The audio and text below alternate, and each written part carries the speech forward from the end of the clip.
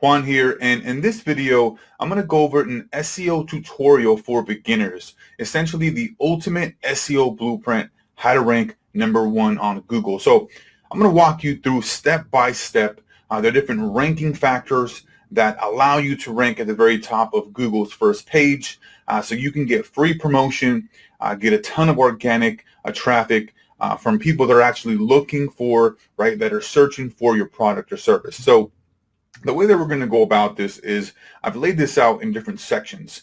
So the first section, we're going to go over what exactly is SEO, how does it work, what's the actual intent behind it, and primarily in this tutorial, we're going to focus on SEO for Google because it's the #1 actual search engine on the market, right? I mean, you have Yahoo and Bing, and they still do have some traffic, but and actual the factors are going to be pretty similar here, but I know because Google is the #1, they're going to be a little bit more stringent, and they're going to have a little bit more kind of factors that come into play when it comes to ranking on the first page. So we're going to go through the different Google ranking factors.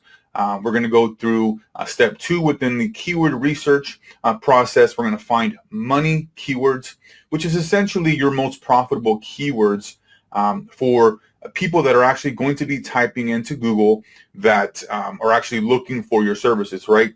There's different types of search intent when it comes to keywords, and we'll go over those as well. Some people may be just searching for information and looking just to get some data, while other people are actually looking to buy a product or a service, and they've already done their research, and now it's just a matter of, hey, I just need to find this product. I want it. I know that I want it. I know that I need it. Let me just go ahead and type it in and go through the checkout process. So we're going to also go through keyword research tools. A lot of different tools I like to use. SEMrush, and then actually the Moz keyword planner. We'll go over all of those in great detail, and just want to kind of give you an overview here. So step 3, competitive research. One of the best ways to really go about developing an SEO strategy, whether you're a local business, national business, is literally going onto Google and typing in the keywords that you want to rank for and looking at who's at the very top. Typically, I like to look at the top 3 searches in the organic listings and look at, okay, what are these guys doing here? They obviously have the winning formula, and so all we really need to do is look at the competition, look at all their different ranking factors that we know Google looks at, which I'm going to walk you through here in this video. Just a quick overview of some of the simple factors that we look at for ranking on Google. Page title. Do they have the right keywords on their page title? Do they have the right meta description? How powerful is their site? How many backlinks do they have?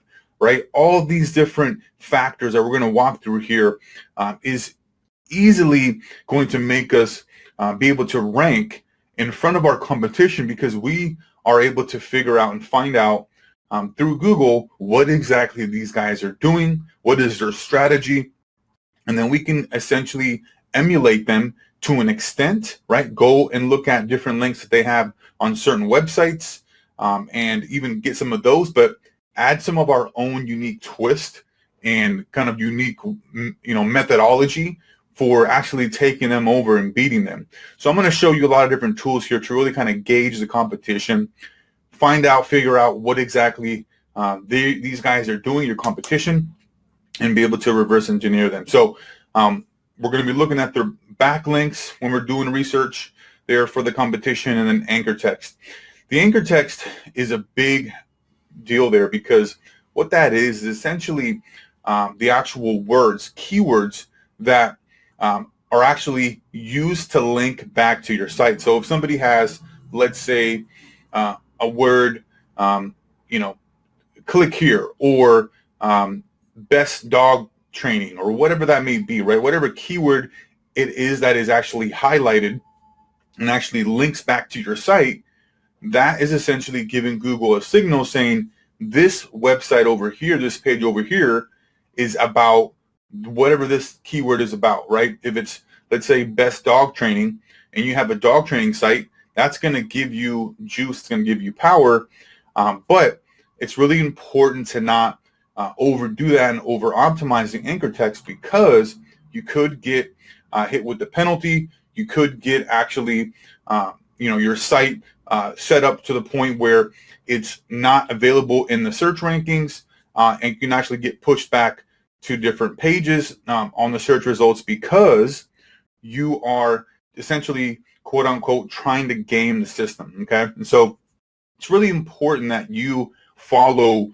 Google's guidelines and you essentially try to stay under the radar, but really just providing valuable content, providing a great user experience to your user base. That's really what Google's looking for, right? Because their main intent is to place people at the top of their first page for specific keywords, and for essentially giving their users the best quality type of information. If somebody is looking for how to build a deck, right, or how to put together a fence, or whatever it may be, Google's going to show up, going to promote actually those that they deem to be the most authoritative, the most credible, and the most relevant, right, choices at the very top.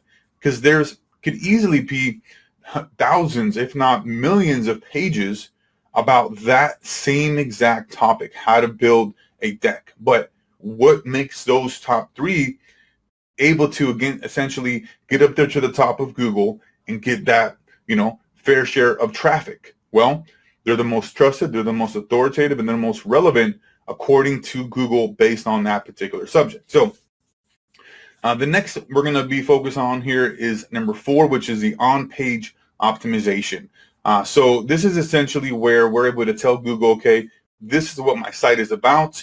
We're going to go over the site structure, the URL structure, how to properly set up content so that you have the right keywords in your actual content, and also all throughout your content with the H1, H2, H3, and essentially how to put together a piece of content that is going to allow Google to find it and deem it to be an authoritative subject. So the next area we're going to focus on is the site linking strategy. So one of the first things that you can do right out of the gate for your website, if it's brand new, is start interlinking your pages and content posts. Because what ends up happening is that just right out of the gate, if you have a bunch of content, blog posts, different pages, you want to be able to interlink them, because number one, it provides a great user experience, right? That's one of the things that we want to do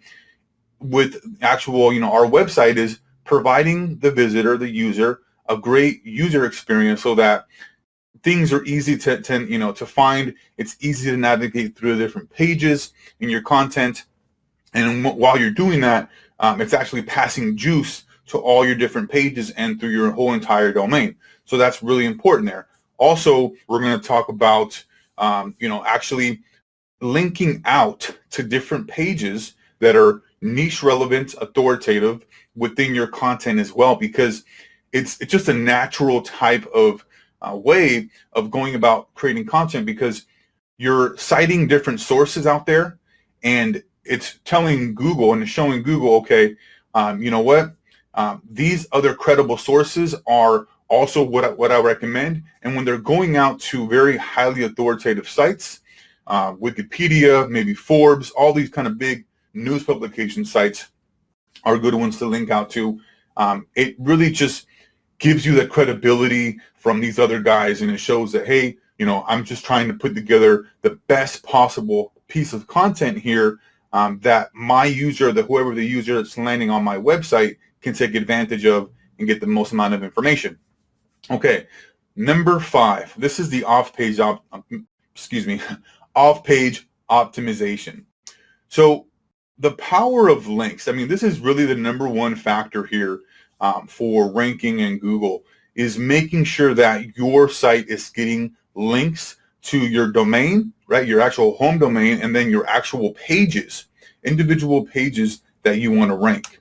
Now, if you think about SEO as kind of like a popularity contest, okay, that is really kind of the best way that I would really like to kind of think about SEO, and like to think about SEO in kind of layman's terms. So because SEO is one of those topics that can get quite complex, okay? It can get very, very technical. You have all these different things like schema, structured data, all these technical, terms and factors that, are important as well. But the biggest thing here is understanding that links coming back to your site, increasing your popularity, getting other sites that are niche related, right? That are relevant to what you have, your topic about, right? Is going to be the most important there as far as ranking factors, because just because you have your site, properly with the right kind of content and is properly optimized with your on-page content and all this stuff, you're not going to show up on the first page of Google, right? You just done half the battle. You've set up your on-page correctly. You get the right keywords on there. You get the right content, right page title, URL, all of that. You have that. But just because you do that, that does not really tell you that you're going to rank on Google. It just says that, hey, my site is properly optimized. But once you are able to add on the element of links coming back to your site because of your site already being actually optimized on page, that's where the magic happens there. That's where your site becomes more credible, more authoritative, right, and more trustworthy in Google's eyes, so that you can get pushed up to the top of the search engines, right? Because let's say you do an on-page optimization for your website and you have specific keywords that you want to rank for. You may, right out of the gate, be on page 10, 12, 15 for that particular keyword. But once you get those links coming in, right, once you get those links that are powering your page or your website, whatever you're trying to rank, then you're telling Google, hey, this site is authoritative, it's trustworthy, and then that's where you start climbing up in the different pages, right? I also recommend you use like a keyword tracking tool to really kind of see the results in the increase in ranking, to be able to follow kind of, what you've done and be able to emulate that. Okay, so we're going to go over really the different types of links. So the editorial links from like different types of news publications are going to be the most powerful. So because if you think about it, like let's say anybody can go up and put up a blog on XYZ content, and then you'll get links. You can easily get links. Those are PBNs, which we'll talk about later. But the most powerful types of links are editorial. So like education-based websites, and especially if they are niche related. But the other type of powerful link is niche. So you have a website about dog products, right? That you're trying to sell, different dog products to, like an e-commerce store. Well, if you are able to get links back to your dog product store from blogs that are related to dog stuff, right? Dog training, dog information, types of dogs. If all those types of websites are able to link back to your website, you're getting now more trust, more credibility, more authority, and now you'll be able to jump up into the search rankings and be able to show up, higher positions. So buying links, I'm going to also give you some resources on that. That is, quote unquote, a gray area, because you're supposed to, I guess, from what Google says, earn these links and not pay people to buy links. Honestly, it's a gray area, because in a sense, the way that you can look at it is you're promoting, right, your website, and promotion, PR, right, that costs money, right? Nothing's really free. So it all really depends on how you look at it. I mean, I've done links where I've bought links. So you got to kind of look at it from the fact that you're really just doing kind of PR, okay? And private blog networks. So this is a really kind of gray area here, and it still works. It's been around since the beginning of time, really, for SEO. And the way that these work is essentially you will find websites, or not really websites, but more of domains that people have kind of let go by the wayside, have let expire, or are, going to be expiring soon. And you can buy these domains from certain websites. I think there's one called Domain Cop. There's another one, GoDaddy.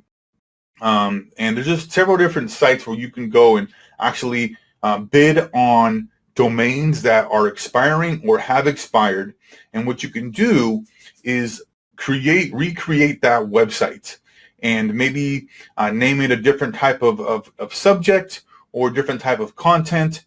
The better these work is when you are able to have like a niche relevant type of PBN. So you have a product store that is selling dog products, right?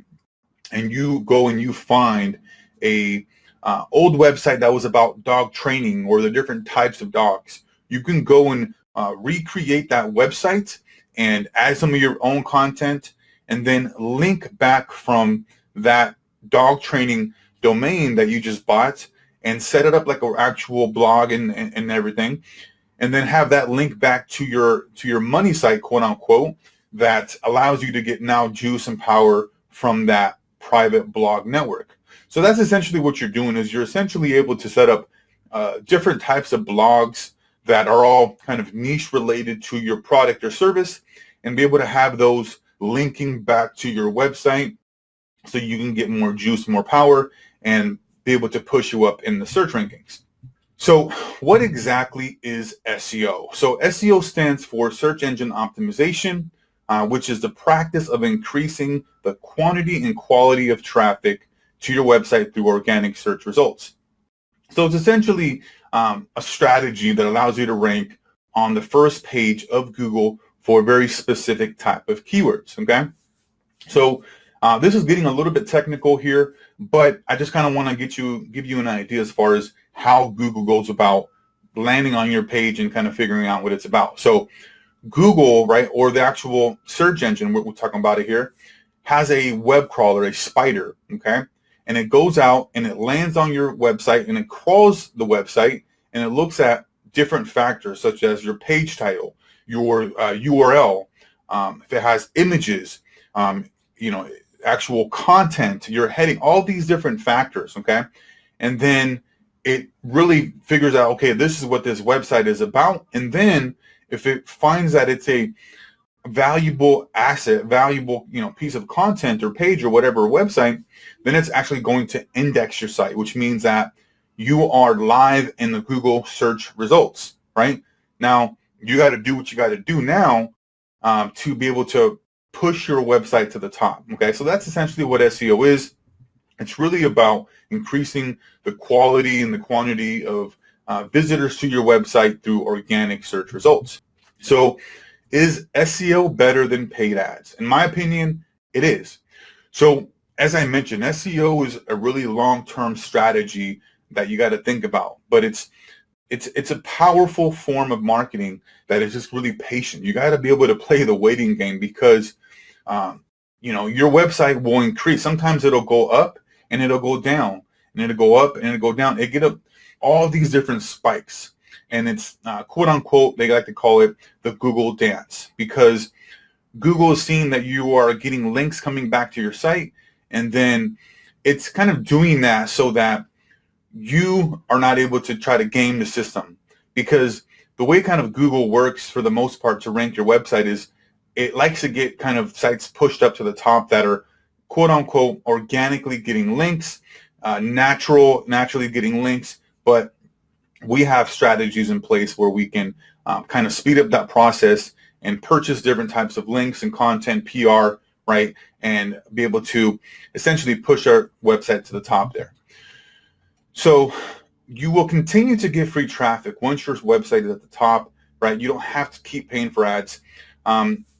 People get to visit your site, click on your site, because Google is promoting you for your exact service or product that people are actually searching, right? So people are searching for your product or service, but your competitors are showing up at the top right now, right?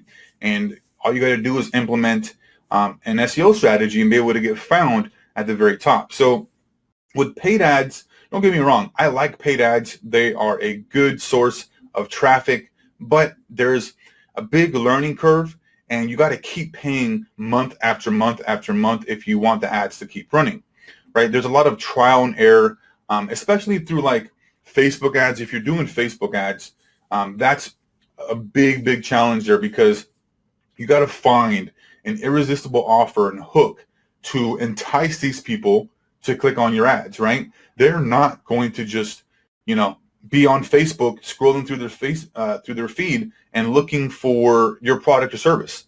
They are on Facebook to talk to their friends and family, engage, connect, have that social network kind of process there.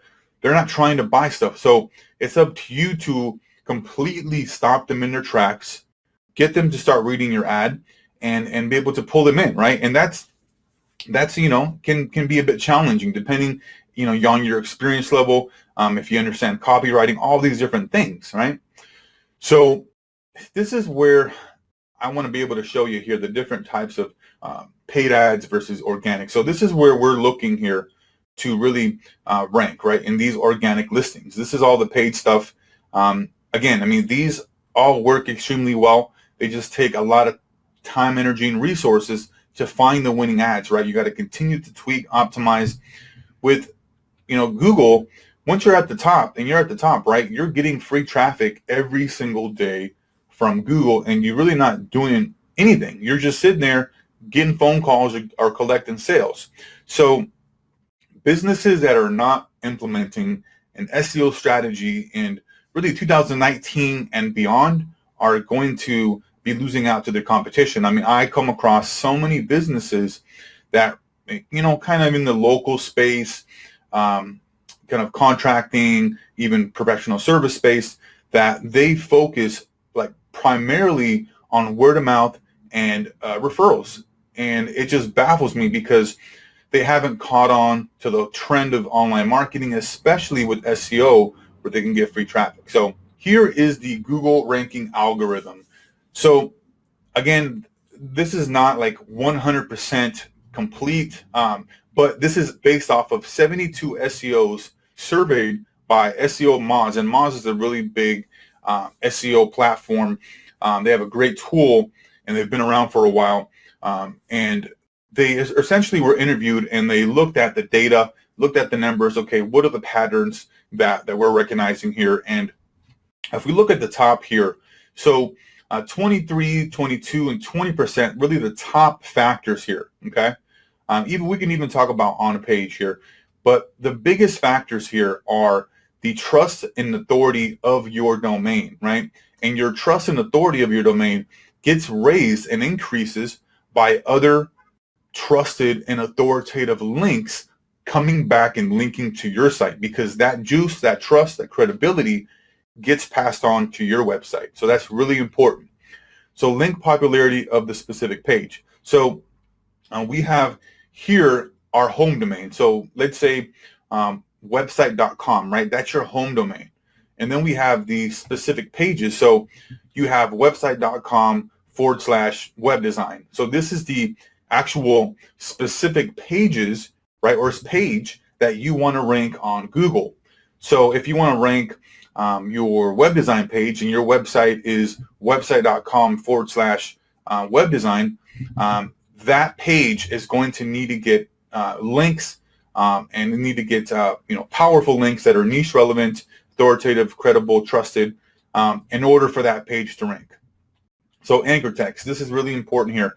This is really the actual keywords that are essentially highlighted on a specific website, web page, and they're linking to your site. So if you have, let's say, dog training, okay, and that keyword is highlighted on a dog blog, okay, and it links back to your site there, that is telling Google that your site is about dog training, right? And the key there, let's go back up here and let's look at this one here. Let's say we had website.com/web design, like we talked about. Now, if you have websites that are linking back to your site with the anchor text, with the text, web design, and you keep getting links coming back to that page here with web design, you are going to get a penalty there, and you're going to get over optimization kind of deal there, because what's happening is you're trying to game the system. Google's picking it up and they're looking at it as not natural. The way that you want to have a kind of natural, organic type of anchor text profile is a lot of different keywords, because remember, if you do your on page right here and you have the right page title, URL structure, content has the right keywords, then you can literally have all different types of keywords there, anchor text that's coming back to your site that is not looking like you're trying to game the system. For example, branding. You can send links that have website.com. Click here. Go to my website. Click on my website. Click on this website. All these different things, and then every so often, I'd say 2 to 3%, if not less than that, you can have a anchor text of web design, but you can have variations of that, web design services. But the goal here is to be really under the radar and not give off any kind of red flags, and let Google know that, hey, you're trying to game the system, right? So being very, very kind of broad and open, right, and natural looking anchor text is going to really play a big factor there. So on page keyword usage. So obviously, if we have our on page done correctly, right, which most likely you should and you will based off of going through this tutorial here. So you want to make sure obviously your keywords are on your page that you're looking to rank for that specific keyword, and all these other ones here, we'll go into them as well. But social graph metrics. So this is really just kind of like your social signals. Do you have like a Facebook, a Twitter, Instagram, and are you posting on there and linking back to your site, kind of showing that you are a real brand, you're a real business, right? And really showing that credibility to Google. So traffic and click-through rate. We're going to go through these in a lot more depth. So traffic, let's talk about the click-through rate. This is really important. So it's essentially, you have, when you're searching for dog grooming, let's go dog grooming, for example, here. And there's five actual organic listings that come up, okay? 5 of them. Okay, whoever is clicking on your website, right, the most, that's what is gonna increase your click-through rate. And Google's going to see, okay, this website's getting a lot more clicks than these other 4. Let me push this one up higher, because obviously people are seeing it as more relevant, as more credible. So let's push that one up to the top and continue to show that, number 1.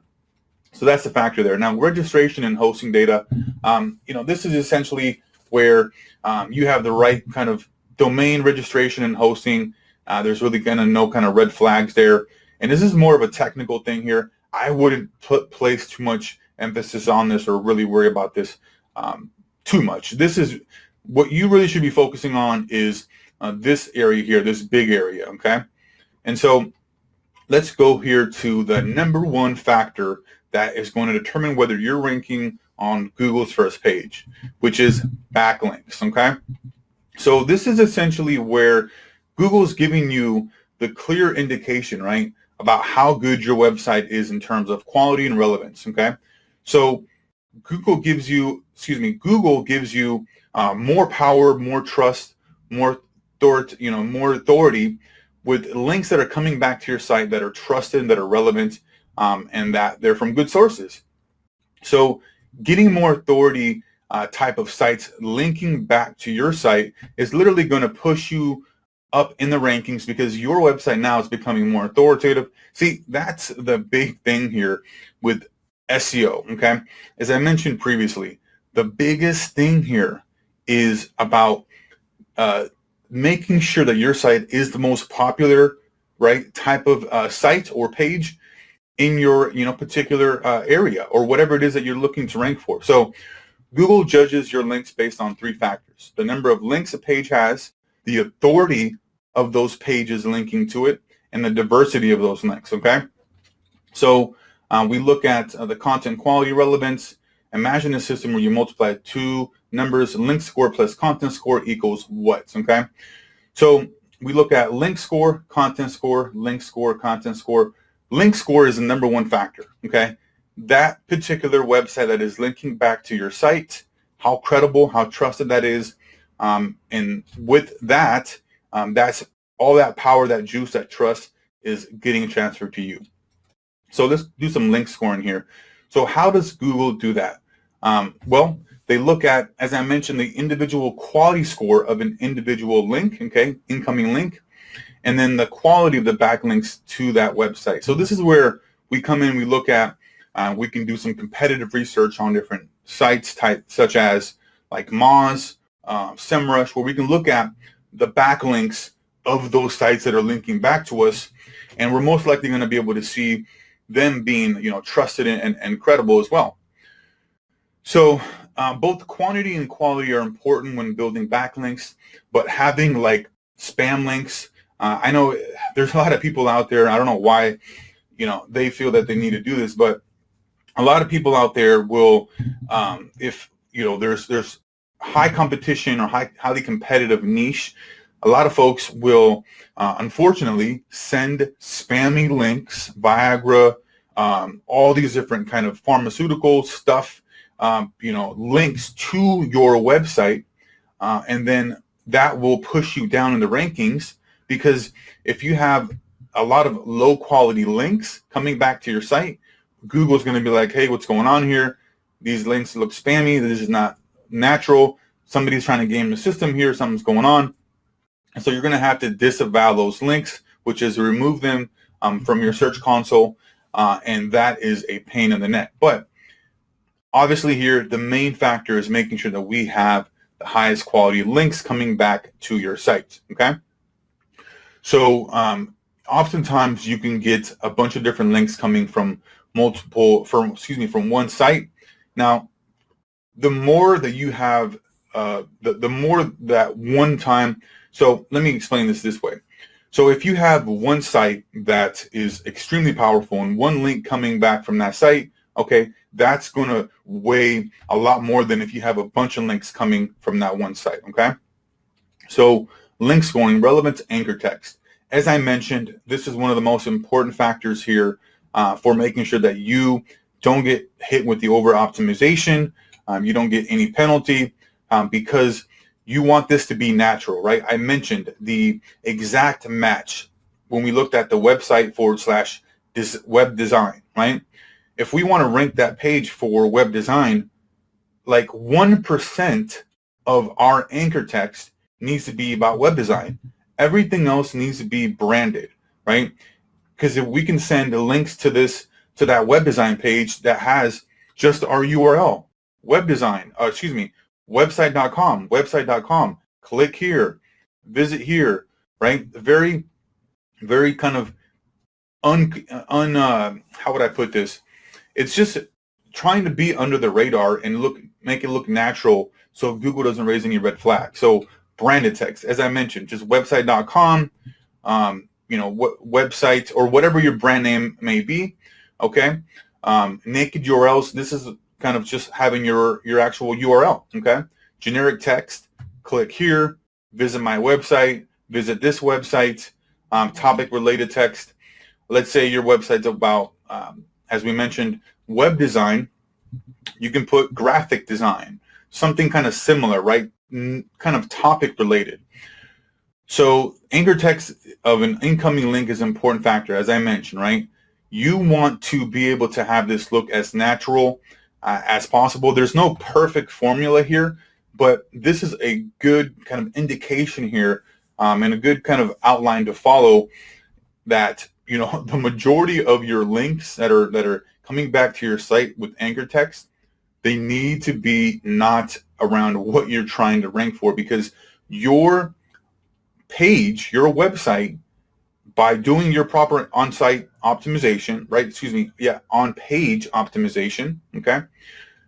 When Google lands on that page, they're going to know that your site is about, web design. They don't need for you to keep, sending anchor text with web design, because that is not natural and it raises a red flag. So just follow this kind of this framework here. So number 2 factor, okay? This is the content length.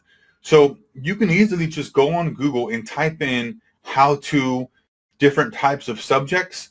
And you're going to notice that a lot of this different content now is several thousands of words, with images, videos. These are like full quote unquote guides, complete like blueprints, like all this, like this lengthy, really lengthy type of content. But it's what Google is looking for like national type of keywords, okay? And kind of national type of keywords that are really looking for like how-to, informational, because it provides the best possible, I guess, user experience, okay? Because when people are typing in for like how-tos or guides, and you're able to provide a 2,500 word guide on how to build a deck, right? Not even in your local area, but how to build a deck in general, because that's a national keyword, right? How to build a deck is something that I'm sure it's several hundreds of thousands of searches just in the US alone. And what's going to determine whether you're ranking there? Well, making sure that you have a 2,500, 2,000 word article guide, right, with images, videos, and that is just providing an immense amount of value for the user, right? That's going to rank a lot better than having just a 500 word content piece on there, right? So how do you go about ranking somebody who's ahead of you with how-to guides or content? Well, literally, right, Google is telling us what we need to do exactly. Go on the top 3 competitors, right? Look at how long are these content pieces? How do they lay them out? Do they have, nice images? Do they have nice videos? How do they structure it? What's their page title like? Do they have the keywords in the URL? Do they have the right on-page elements, right? Title tags, heading, meta description, all these different factors, right? And it's that simple, that easy to figure out and put together a strategy to overtake these folks in the search engine, right? Okay, so factor number 3. This is the speed, mobile, and user experience. So page speed. This is essentially how fast your site loads. So just think about this from Google's perspective, right? You are at the top of Google. You're within the top 3 results, and for whatever reason, your site is too slow, okay? It's not loading fast enough. Well, you're not providing a good user experience. And if your site is too slow, right, and it's not loading fast enough, you're going to get a bounce, which means that someone's going to land on your site, and they're going to immediately leave because it's taking too long, right? And especially in the local service space, when businesses are just kind of like, I need a plumber, I need a locksmith, I don't care, and they click on the top organic results, right? And they land on your site and it's taking forever to load. They're going to the next guy, right? They're going to your competition because you don't have proper page speed set up, okay? So this is essentially, the page speed is where your site can load up the quickest, the fastest, and you can do this by easily downloading and uploading, setting up some plugins on WordPress. I think there's WP, there's someone, we can even go through them here in this video, but really it's about optimizing and reducing like your image size, and your image sizes, and some other factors on your site that can really help you reduce a lot of the different files on your site. There's some plugins that can easily help you do that, but it's just a matter of making sure that you are, you have a plan for that. So mobile friendly okay? This is essentially where your site, obviously needs to be mobile friendly so that when people are landing on your site, it doesn't look all messed up, okay? You want to have, right, the same kind of setup. You want to have the nice user experience, okay? Especially now when mobile searches are, I guess, like 75, 80% of searches, right? People are using their phones, their tablets, right? So if your site isn't optimized properly for mobile, then you're not really going to be showing up at the top in the mobile searches, okay? So here we can look at some numbers. Sites that loaded in 5 seconds versus 19 seconds were observed to have 60% greater page views per visit, okay? 35% lower bounce rate. So I mean, page speed is one of those deals where, going from like 1 to 2 seconds, and then, where, let's say, let me give you an example. Let's say that you had your site loading on like 5 seconds, okay? And going from like 5 seconds to about 1 to 2, maybe 3 seconds is a massive, and it's going to be a massive improvement on your retention rate, click-through rate, and also your on-page time. So how long people land and stay on your website, because you are loading fast, people are able to find what they're looking for, and you're getting some good time on the website there. Okay, so number 4 factor here, click-through rates. We were just briefly touching upon this. This is where, let's say we have, top 3, let's go top 5, okay? Top 5 organic listings, okay? So if you have the best page title that is compelling, that has your right keywords in there, that is persuasive enough to get people to click on there. If you have the right meta description that has a call to action, telling people to click here to visit this, or what you do, and really whether or not people are actually clicking on your listing. That's the biggest thing there. If out of 5 listings you're getting the most clicked, you're most likely going to shoot up to the top, because Google is seeing that you are the most clicked through website on the actual search engine, right, for these specific keywords. So then they're going to go and push you up to the very top, because they're seeing that you're the most popular, right? And so that's really how the click-through rate there works. It's a really important factor there, because it's going to determine a lot of times, whether you're, in the top 3, and really if you're number 1 or number 2, because the click-through rate is going to play a big factor once you're in the top 3, top 4, I'd say top 5 as well. Okay, so this is what we're talking about here as far as the click-through rate. How do you improve the click-through rate? As I mentioned briefly, you want to start by optimizing your page title, URL slug there, and your meta description. You want this to be as educational as possible, straightforward, direct, but also compelling enough to get people to want to click on your post there. So, for example, like if you had wrote this guide about dog training, okay, well, how would you make it so that the content, the actual listing is optimized and is compelling? So I would make a page title like the ultimate dog training guide, step by step how to train your dog, something like that, right? And then down here in the meta description, I would put the ultimate dog training guide, step by step, learn how to train your dog, simple and easy, something like that, right? Call to action. And then here, you'd obviously have your dog training keywords in here. You can also put, honestly, like you can put like how to train your dog, or, all these different kind of variations. But honestly, if you want to capture and cast a wider net, I would just like to do anywhere between 2 to 3 keywords in here. Okay, 2 to 3 words, really.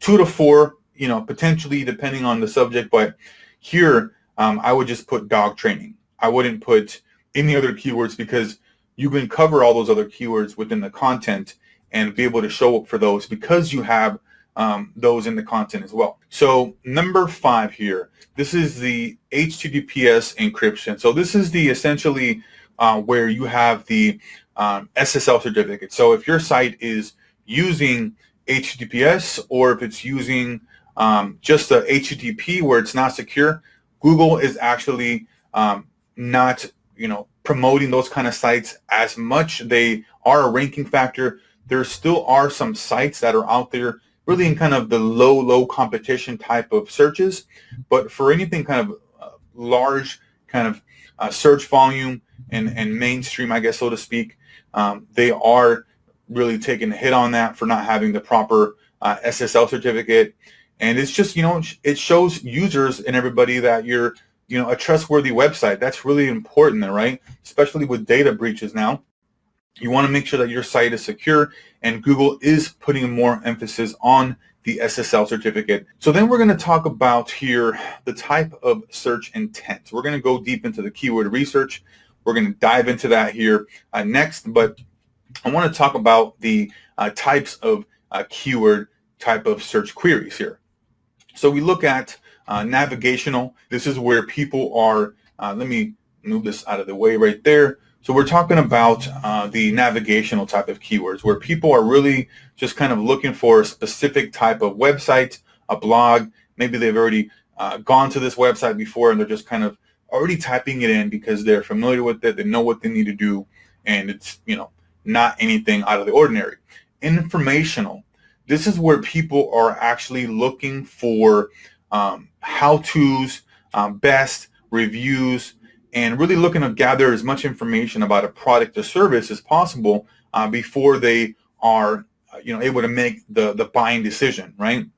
So this is kind of the different stages here. So the informational is really just learning about a product or service, gathering more data, right? Trying to figure out if it makes sense for them, for what they're looking for. And then transactional is the next step. And you can really see this through this funnel here where the informational searches come down to the transactional searches, which each lead to actual conversions. So essentially what this really does here is it allows people to go through a process where they're researching the product with an informational type of keyword search, and then they're making their decision. They're making their decision now that, hey, I've done my research, I'm ready to buy. And some people are just going to be here already. Some people are just going to be like, you know what? I know what I want. I know what I need. I want this, and they'll just type in, buy this or whatever specific product, and they'll just buy it. So this is intent to actually purchase a product, right, or a service, get insurance quotes, buy yard sales online, right? So these guys are in the buying stage. They're in the buying market. Okay, so now I want to go through different processes here as far as the strategy here. So for example, if we look at actually finding money keywords, and for this example, I want to go through, let's say we were trying to do some research for a roofing company, and we wanted to find roof repair type of keywords. So I went into here, and let me move this back over here, and I typed in roof repair in Seattle, okay? And I want to show you kind of how I would go about researching different keywords and kind of looking at some competition. But one of the first things that I would recommend that you do is download this or add to your browser up here this Keywords Everywhere tool. It's a phenomenal tool, and it's free. And what it does is it really is able to show you the different search volume for the different keywords and how much the cost per click is. So these are all kind of related terms that people are actually also searching for. You can also see them down here as well, but not to the extent of what we have here on the right-hand side. So highly recommend that. You can also type in the keyword and be able to look at the search volume just from the search bar up here as well. Let's see here. Yep, so we can see the search volume right here. It's just a phenomenal tool. So if I were doing some research here and I would want to look at some keywords for like roof repair or like roofing, okay? So let's even type in roofing in Seattle, okay? And I would want to build a local roofing site to, let's say I had a business for roofing and I wanted to build a local roofing site here. Let's do some keyword research here. So these guys here, let's look at these. So they have techlineroofing.com, okay, and they don't have, well, wow, they have some good endorsements here. So just right out of the bat, right, they don't even have the actual Seattle roofing in the very beginning of their keywords, okay? That's one of the things, because nobody really cares about the brand. I would change this to Seattle roofing and put a little spiel about, that they're the best, the #1 roofing company in Seattle. And then at the very end, I would put the actual brand name there. But this is a good one here. This means that when you're seeing like sites like this that are up here at the very top, and they're not the most properly optimized with like the page title or meta description, they have Seattle roofing right here, which is great. But what's ended up happening with these kind of sites is that they're just kind of more powerful. They have a lot more juice, and so they will typically outrank sites that are a lot more kind of optimized, like this one here. Why is this one showing up ahead of this one when this one has the right kind of page title? Well, as I just mentioned, this one here, I'm sure has a lot more juice and power to the overall domain, which is why this site is actually ranking ahead of this one. But this one here is what I would actually like to look at, because it actually has really good SEO done here to the site. So Seattle Roofing Contractors and Companies, okay, great. And then we're looking at the actual factors here. Okay, they have a good contact us in here. So let's see if we can look at all their H1 and their H2. Okay, let's look at, pull this down here. So this is a great tool here, the Moz toolbar. Highly recommend you add this as well. And you can easily see the page title, the meta description, the H1, H2. These guys know exactly what they're doing. So they have Seattle Roofing Contractors, okay? And then they have the Seattle Roofing Company as the H1. This is a meta description. And then the H2, they have Seattle Roofing in here.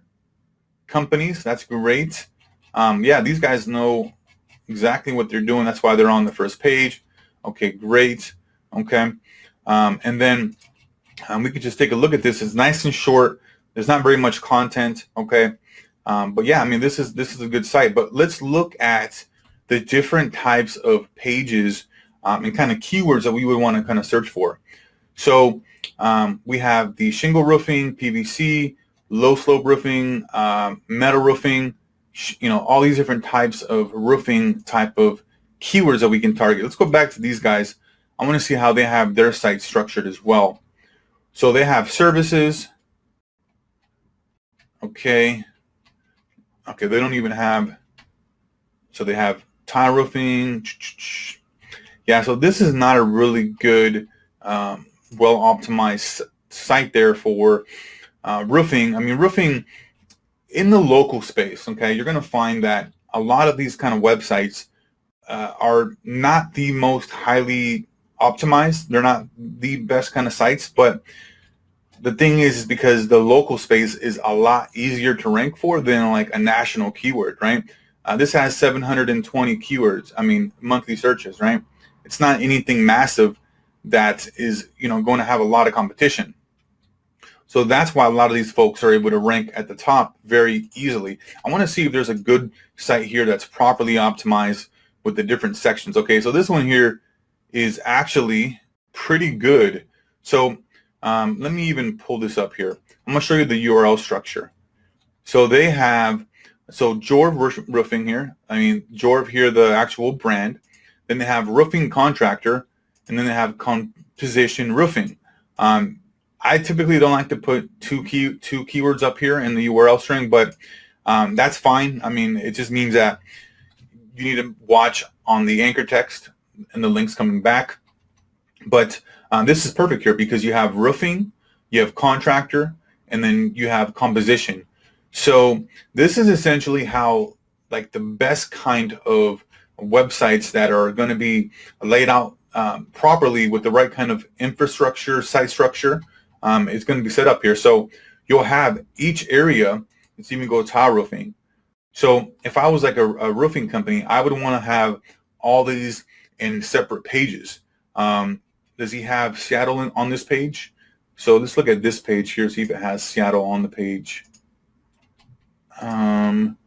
Guardian Roofing. Yeah, so again, this guy has his brand here at the very top, which is probably why he's not even ranking for this. So I would put Seattle Tile Roofing Services, right? And then at the very end over here, then put your brand, right? Because Google reads from left to right, and having your brand name there isn't doing anything for anybody. So I would put in here Seattle Tile Roofing. Okay, let's go down here. Okay, so the offer. Okay, so I would have an H2 as well with some roofing keywords in there. Okay, well, tile roofing, and the content is like I mean, there's like maybe 100 words in here, if that. So, but this is still a good layout here. They got moss removal as well. So under these different types of roofing, you have shake, metal. This is a really good way to boost up kind of your SEO with having the silo infrastructure here. So now I want to look at, let's say if I was kind of building a website and I want to kind of do some research here for keyword research for finding the best kind of keywords for a roofing website.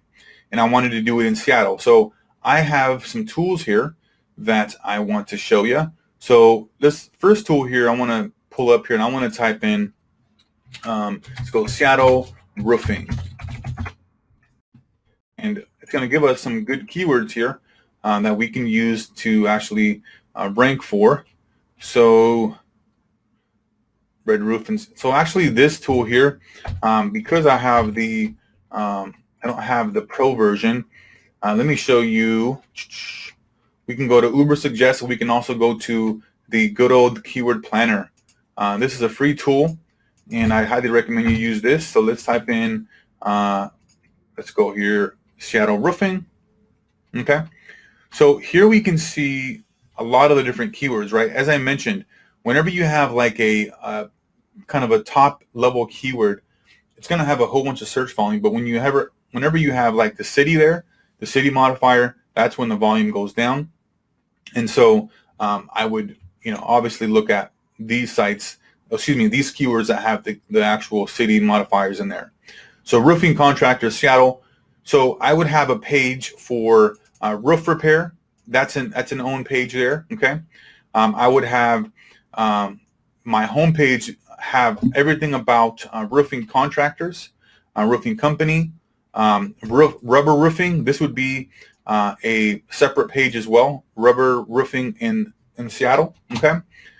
Corrugated roofing as well. Corrugated metal roofing. These would be one page. Flat roof repair.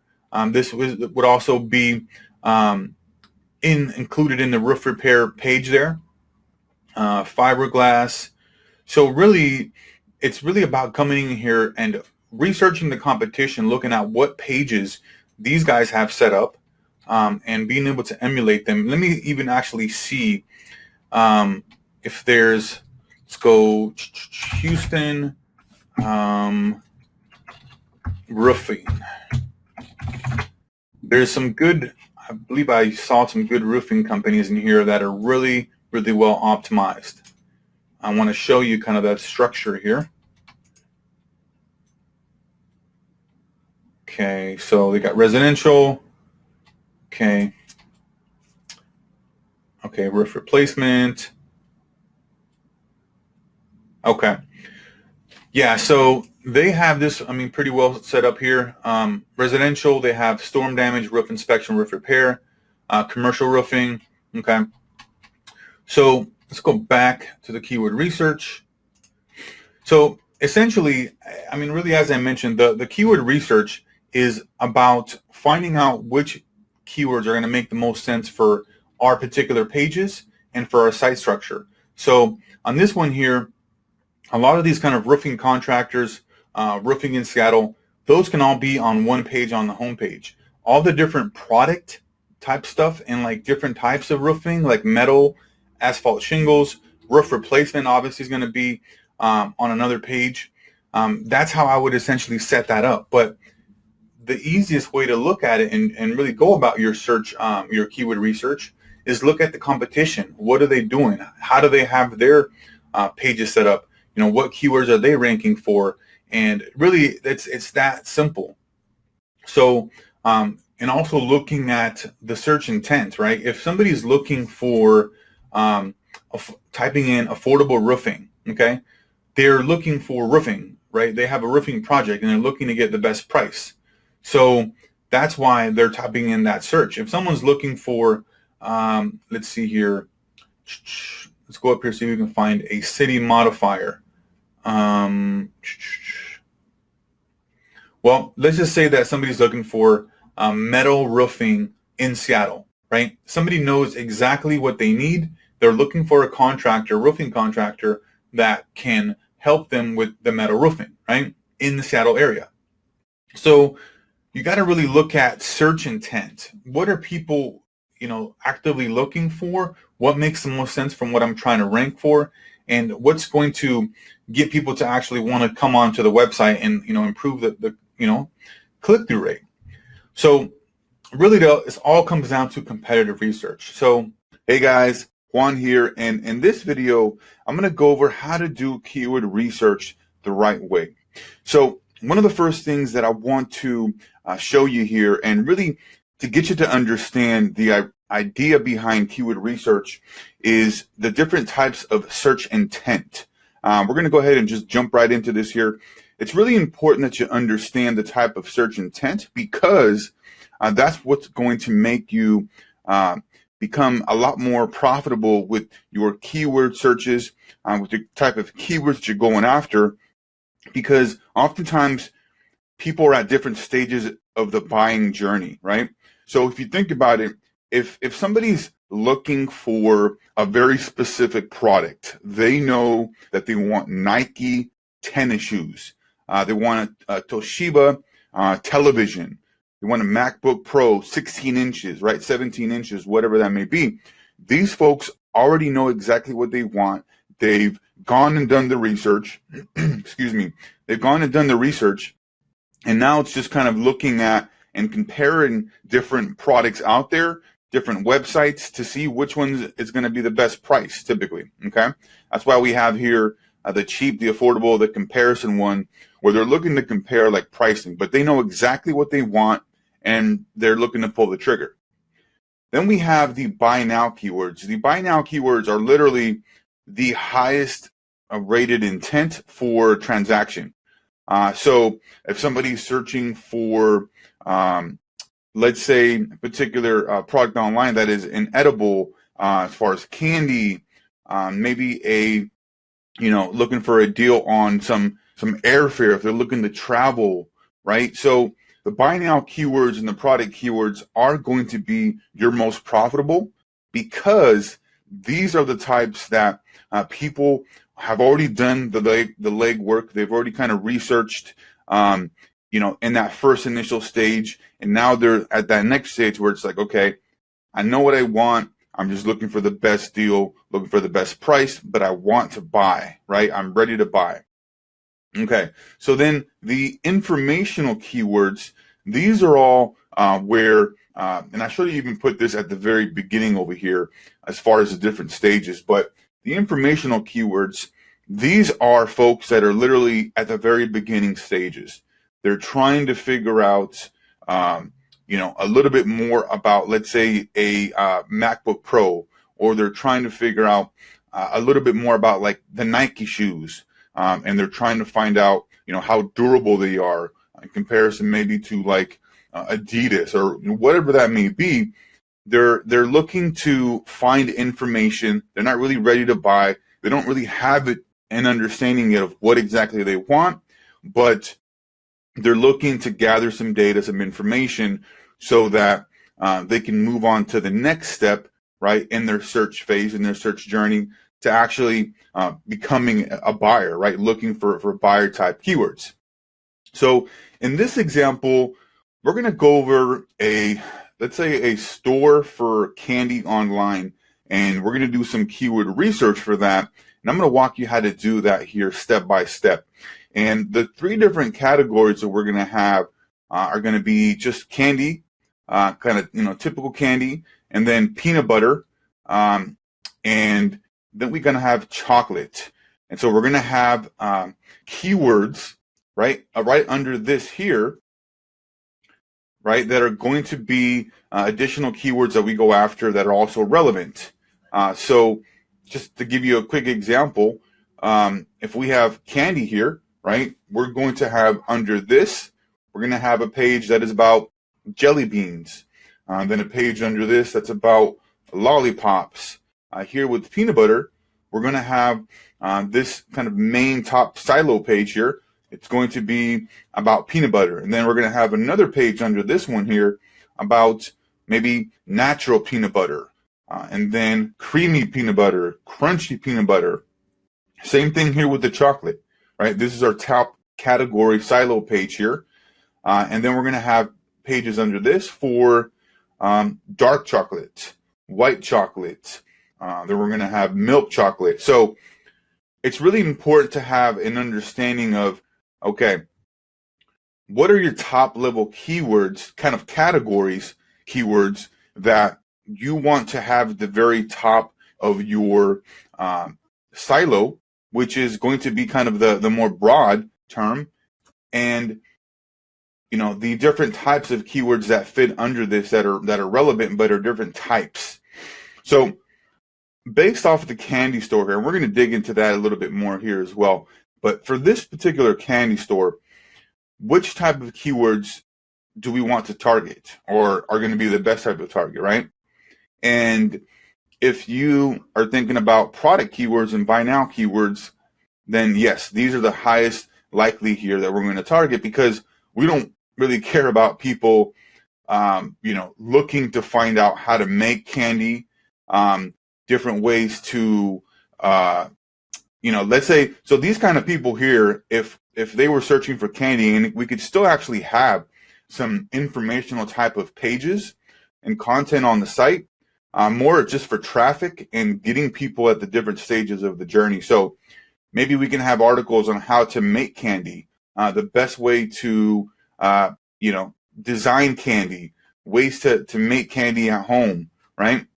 Things like that can supplement our other content, and we can use as very highly relevant pages that then we can link out to all these other pages that have the buyer intent keyword. So it provides a lot of juice, a lot of power with your site.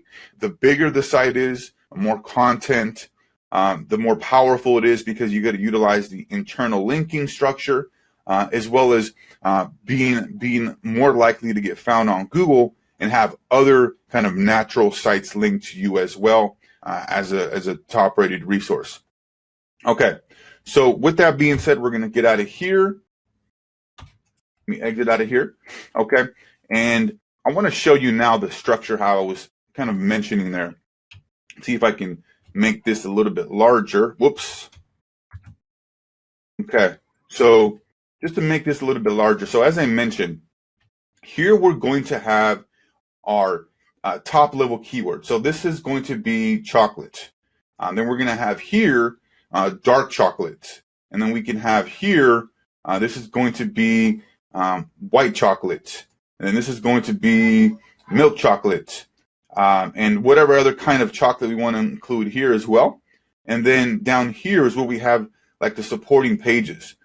This is where it's going to be maybe some more informational type of pages. And this is kind of what I was mentioning, where these pages down here are going to be great informational type pages, because let's go over here. I want to show you, because these pages can now come up here, and you can link up to this page here, from this page to, I want to exit this. I wish I had a marker here. So this one here, okay, can link to, get the arrow. Okay, what's going on here? Apologies for that. So this one here will link up to here, and this one will also link up to here. Okay. So this bottom page here is kind of the informational type of page. Okay. How to bake candy, how to make candy, right? And then it's linking to here, the top supporting category, and then the actual silo page. So it's literally passing juice to all these different areas. And so once you're doing that from every single page, this page is linking here, this page is linking here, this page is linking there. What you're doing is you're powering up these pages, which then, lo and behold, will power up this page up here, which is your top level category. So that's how you're going to want to do your type of keyword research, to figure out what your top category pages are going to be about. This can maybe be, let's say you're doing like, just kind of a quick example here. Let me see if I can take all these out here. So let's say that you wanted to do a page now, and you had, well, not really a page, but more if you're like trying to do a website on like basketball shoes. Excuse me. So this page here, okay, what's going on here? So this page right here is about basketball shoes. And then you have this page down here on Nike basketball shoes, Adidas basketball shoes, New Balance basketball shoes. And then here you can have content about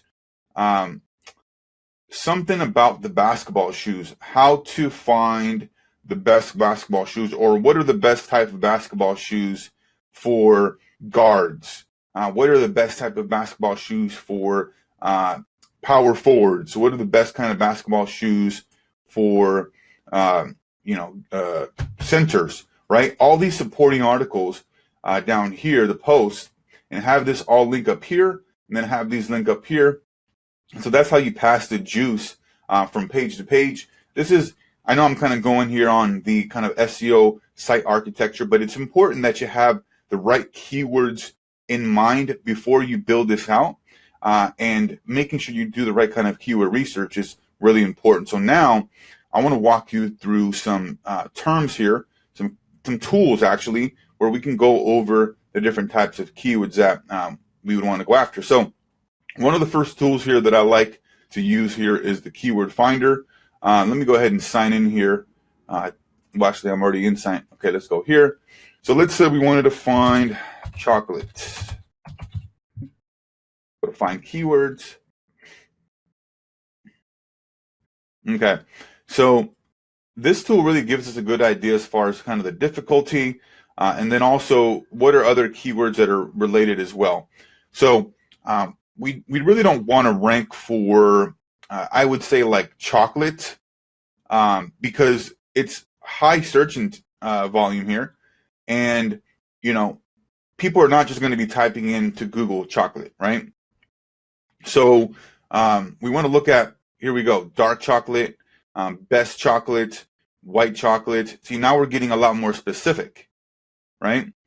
And also, one of the other things you could do down here, instead of having like these kind of be more informational, you can have them actually even be very type of specific things.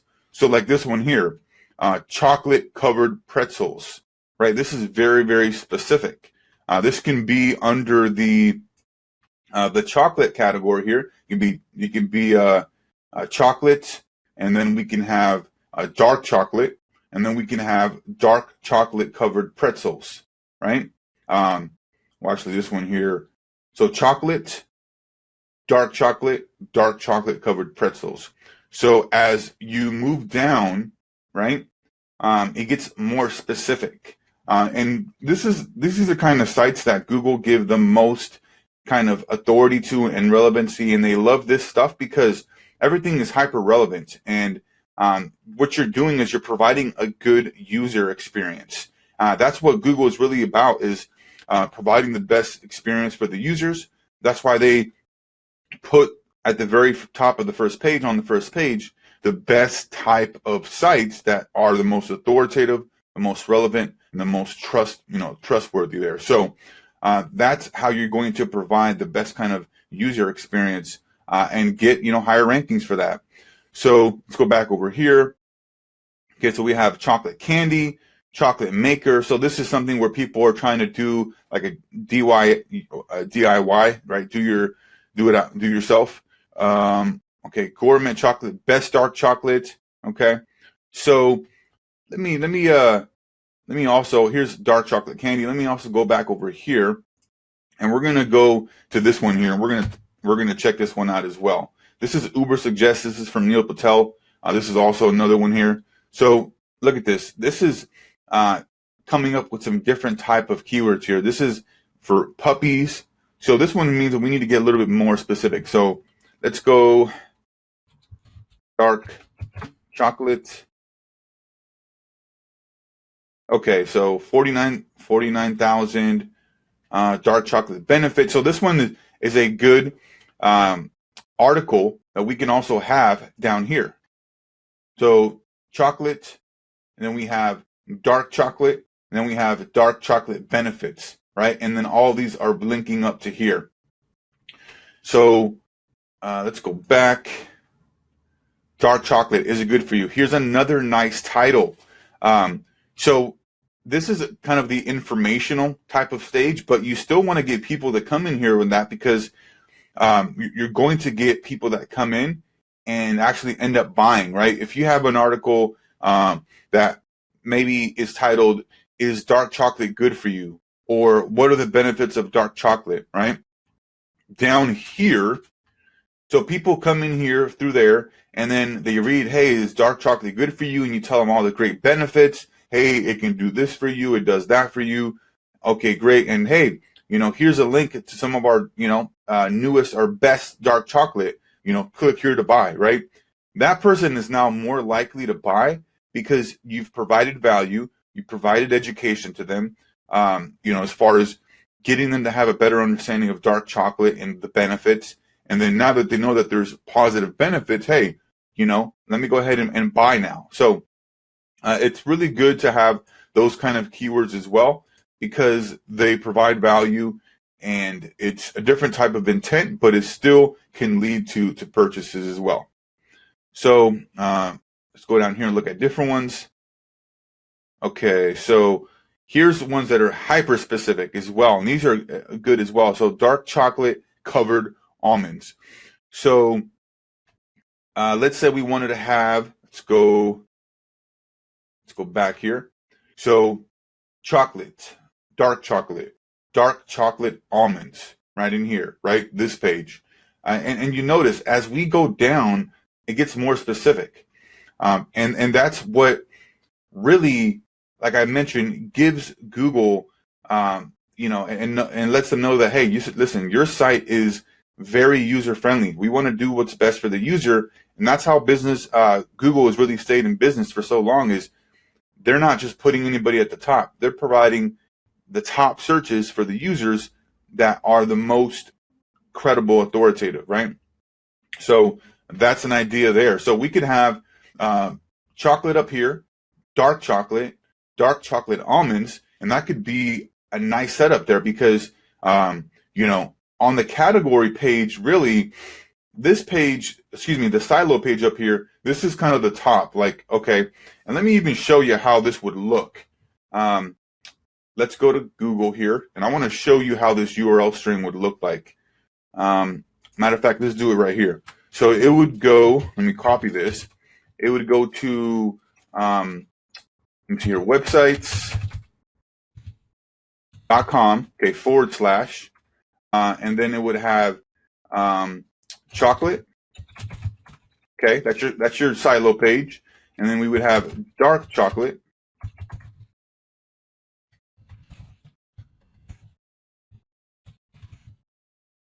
Okay, and then we would have dark chocolate covered. That was the keyword, was dark chocolate covered almonds. Yep. Okay, so that is essentially how that would look. This would be your top silo page here for the chocolate. I think I must have spelled that wrong. But anyways, so I think I did too. Whatever. Anyways, so website.com, chocolate, dark chocolate, and then dark chocolate covered almonds. So this is, providing the best kind of experience for the user, and I highly recommend that whenever you're doing any kind of website build, you're doing SEO, that you lay it out just like this. So let me even see if we can even find a good website. Well, actually, let me even just give you an example here. So let's say for like a local business, right? So we can have the top silo page, services, okay? Here, services. Then we got, let's say it's a roofing kind of home construction company. So services, okay? Then we have roofing, siding, gutters. Then we have, this could be home remodel or whatever, right? Maybe let's say it's, deck replacement or something like that. And so down here, we would put the actual cities. So it could be like roofing in, or siding in X city. Okay. So it's important to understand that when you're doing this, your top silo page is really the page that has the very top kind of broad keyword. Okay. And then everything else, as it goes down, it gets more specific and it gets longer. So let me go back over here. Ubersuggest is a good tool here. Okay. Dark chocolate, sea salt, caramels. Here's even a lot more specific. So this would be under, this would be a product that I would have under here. Okay. Because it's hyper specific. And so what you'll find is that as you go up, the more difficult it's going to be to rank. And the pages that you really want to rank are going to be typically these category pages here.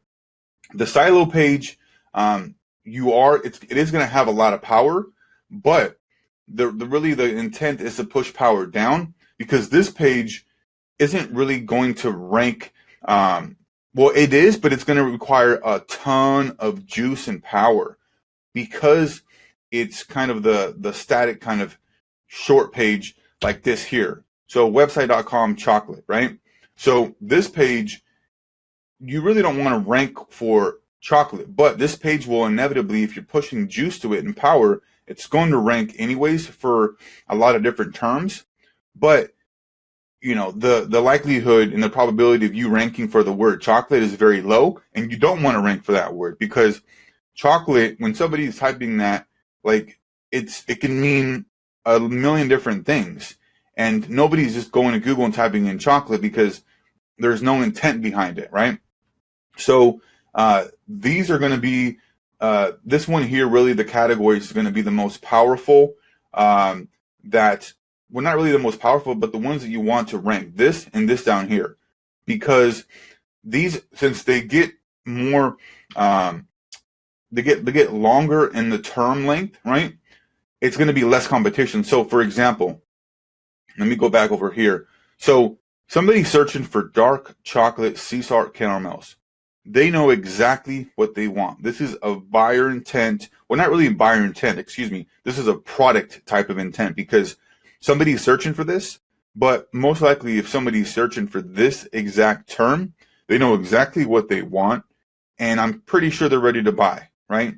Because they've probably done the research, they've looked for different candies, and they found these different types of dark chocolate, and these are the ones that they want.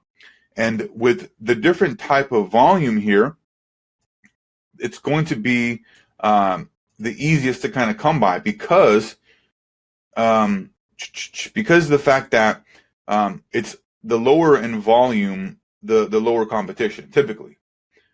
So I don't like to really use that over here, but let's go back. I'm going to type in,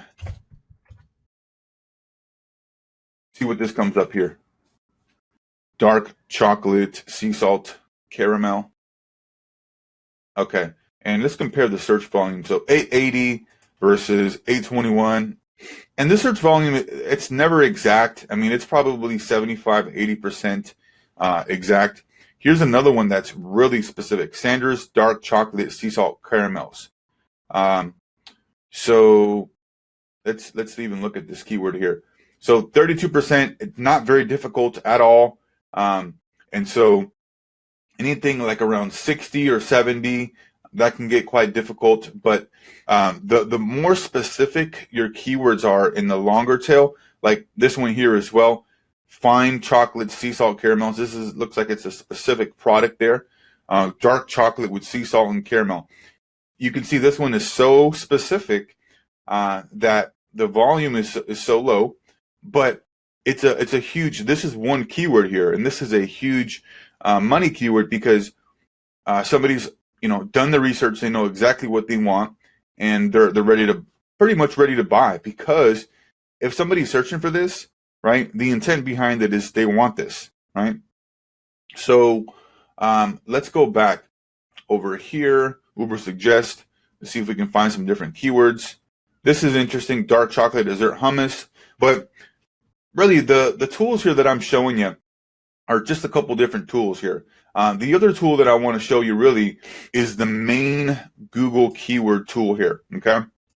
And I was kind of playing around with this earlier, but this one right here is the one that's actually going to give you, I guess, the most credible type of searches, because it's coming from Google directly. And so let's say we wanted to put in dark chocolate sea salt caramels, and let's get some results here. For some reason, I don't know why it's showing up in Canada. I think is one of my business partners was using this as well, and they're in Canada. But we can look at the very specific type of keywords here. So this one is showing us 1,000. The other ones were showing about 800 or 880, something like that. So down here, we can look at a lot of different other type of keywords that would make sense, and we can include even in our article. So if we had, dark chocolate sea salt caramels, this is actually a keyword that I would have in the content down here. Let me show you. So I would have that keyword in here in the supporting pages, or even up here. It depends, because so down here, you can either have this be kind of the actual product, or you can have this be informational type of content, like is dark chocolate good for you? Is chocolate good for you? What are the benefits of chocolate? And have that link to here. And these pages can be the ones that you really look to rank, because these ones would actually be getting a lot of power, and they're a lot more specific. So this here could be dark chocolate, and then on this content here, on the actual content there, you can have like an H1 or an H2 or an H3, or even within the content have the keywords there. Let's go back. The dark chocolate sea salt caramels. You can have that in there, and then have that included in the content, and then look to rank this page here, these pages here. Okay, so the way that I would really go about it is I would look to rank these ones here. Let me go. I would look to rank these ones here, and I would look to push a lot of juice here. But because everything is interlinking together, you can really you can add juice to even down here, and it's going to put up here. It's going to go up here, and if you put juice here, because they're all interlinked, it's going to pass juice up there, and it's like this big loop. Let me see if I can make this even larger.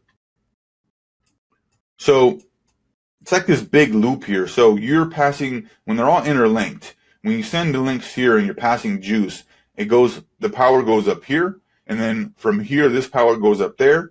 And then when you got links that are coming here, you're going to have power going here, and then power going down here, and then power going down here. So it's this big loop that's happening when you're all interlinking them.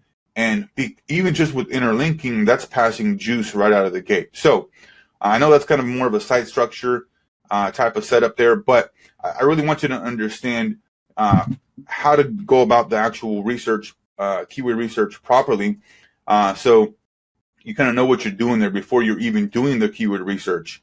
Okay, so looking at this here, we can look at the different keywords: chocolate covered sea salt caramels. These are hyper specific, and these smaller keywords, as I mentioned, I would put these in the content so that we could rank for them, because oftentimes if you're trying to rank for these keywords, you don't need to have a page about them. You can have them within a content, and your content should be excuse me, at least like 1,000 words, because especially nowadays, I would go 1,000, 1,500, up to 2,000 actual words in there. And within that, you can include a lot of these small kind of volume keywords that are obviously going to be relevant. You want to put the chocolate in the right area: chocolate covered sea salt. Do we have Let me even type in here. Let's go to dark chocolate.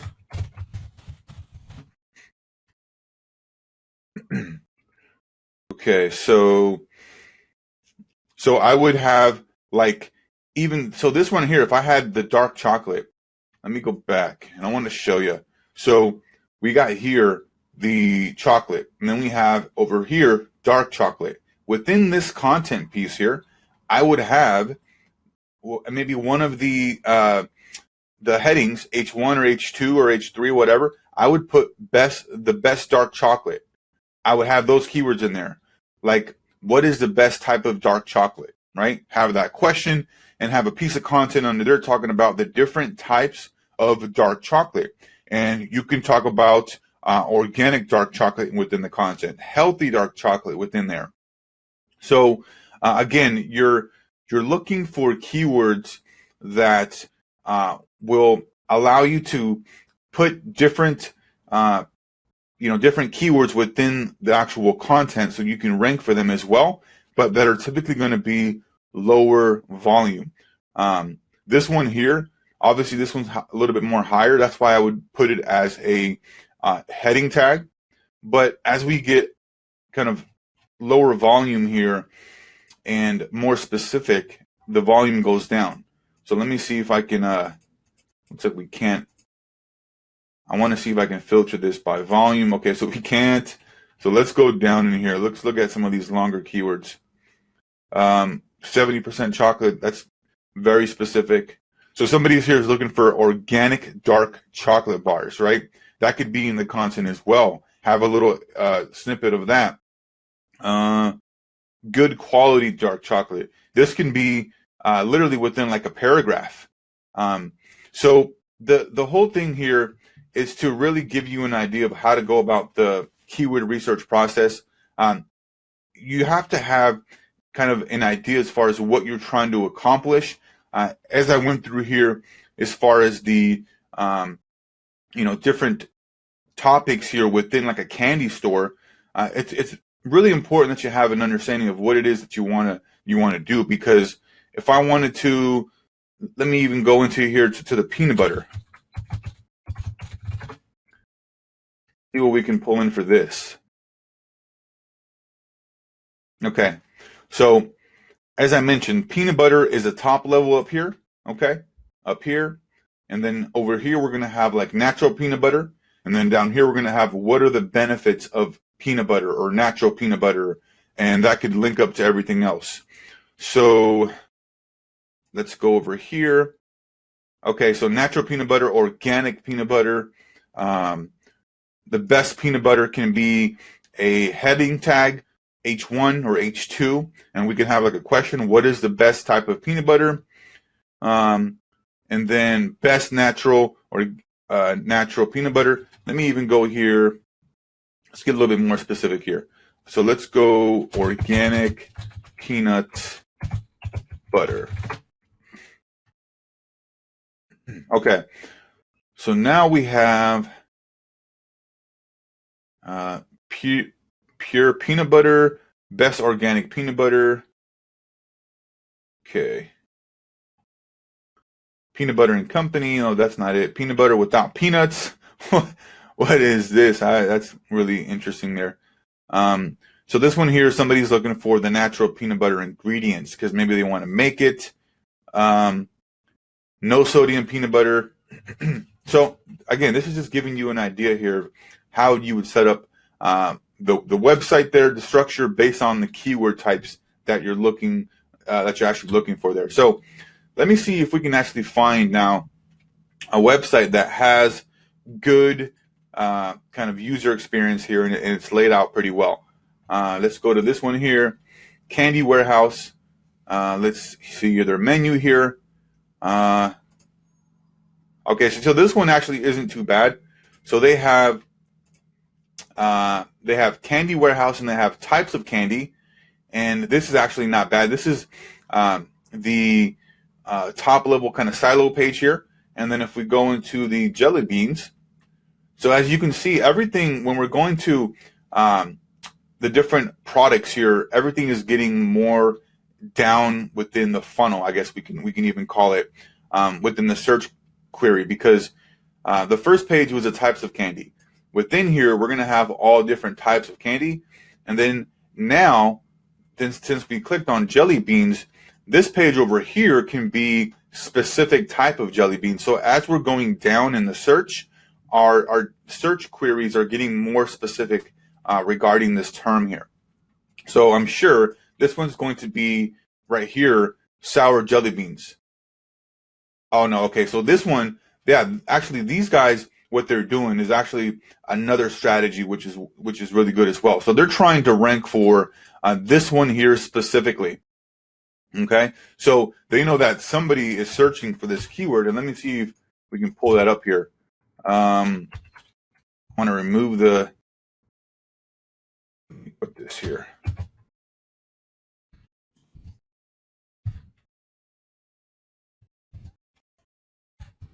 So this is a very specific search term here.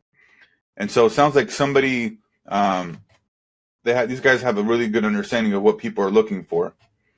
And so with this, let me go back. Do they have any content in here?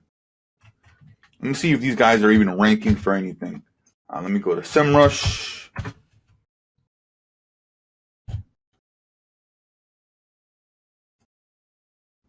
Okay. This is another good tool here. This is more for just like finding out kind of websites, the power and the juice that they have, and really just checking out the competition. So let's go. We want to look at it's URL. We want to search. Now we want to look at the domain.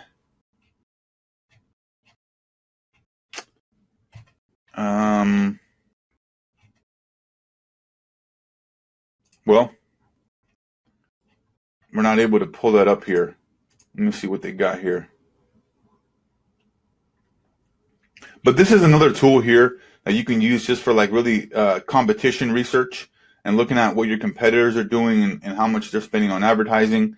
So, man, I wish we could, I think there's a organic search. There should be a way just to pull up this this keyword in there. I mean, that page. I don't know why. Search just for the URL. Huh.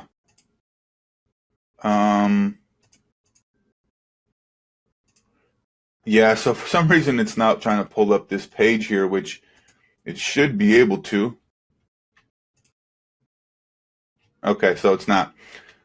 Yeah, it is what it is. But anyways, so for this one here, what they're really doing here for this page is that they know that it's very specific here, and these guys are ranking just for this particular page here. So when somebody's searching for sour jelly beans, an assortment and some kind of bag, you know, these guys are going to be showing up at the top.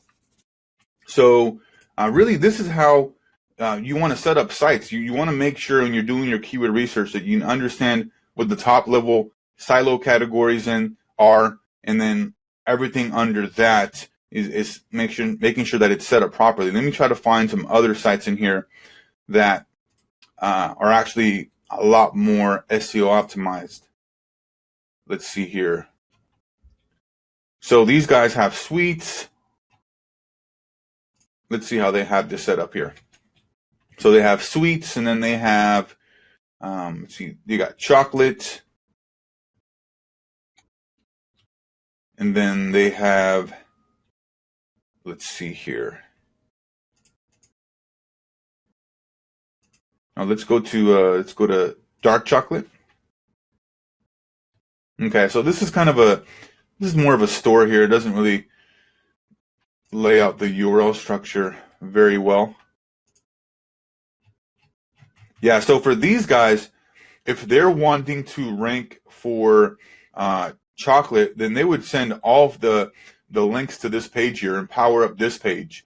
Because with e-commerce, it's a bit different sometimes, because for like Shopify, you want to have like your collections page or your category page ranking, because it has typically all your products on here. You can go and look to rank for the individual products. So like if these guys wanted to, let's see if I can pull up the page. Okay, so let me see if I can remove that. Okay, yeah. So these guys have it. So if they want to rank for this particular product here, they would need to send links to this particular page here. Okay, and it's kind of a different setup, but I'm just trying to find here different types of pages, or excuse me, websites that have a really good kind of SEO and framework. Let me see here. Let's go buy chocolate online to give you an idea here. So this guy, these guys have those keywords in there. Looks like they're trying to do a little something there. Okay, let's go here. So let's go here. Just want to give you an idea as far as how these are structured. Okay, so there's chocolate here. Okay, chocolate bars. Let's actually go back and I'm going to show you dark chocolate. Okay, so yeah, so we've got chocolate, dark chocolate, and on this one here, this is the page that you'd want to rank because it has the list of all the products. Godiva, chocolate. Let's go to dark chocolate.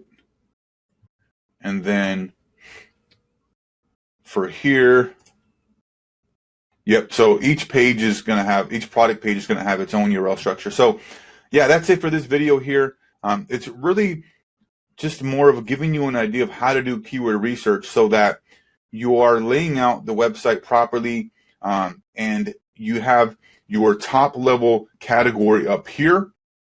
Okay, and you can even do, let's say that you wanted to not even have chocolate, which I recommend, up here. Let's say you wanted just to have this dark chocolate and then have down here different types of dark chocolate products, and then down here have the different kind of benefits for dark chocolate products. You can do that as well, but you're really limiting yourself by doing that, right? Because in a sense, you want to have this page up here being the one that's most powerful, but it's still another strategy that you can utilize as well. It depends what your end goal is, right? Your outcome. Because you could have here your homepage, and you could have it like this.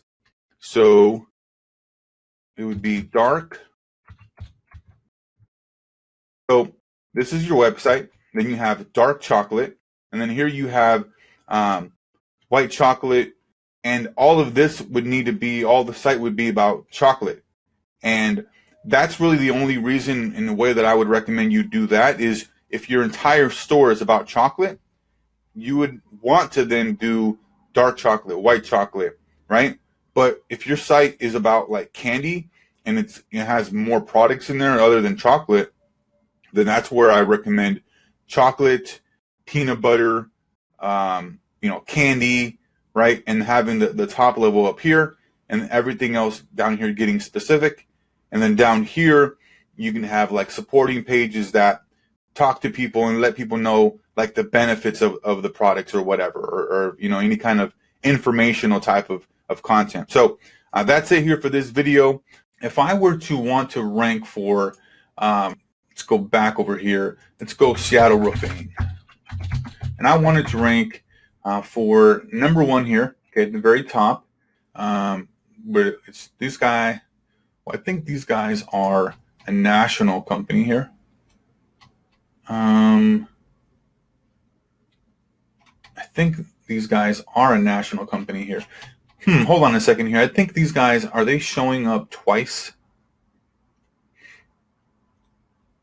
Okay, they're not. I thought they were showing up twice. Sometimes, on the rare occasions, you can get a website that shows up here twice, where just the home page and actually this page here.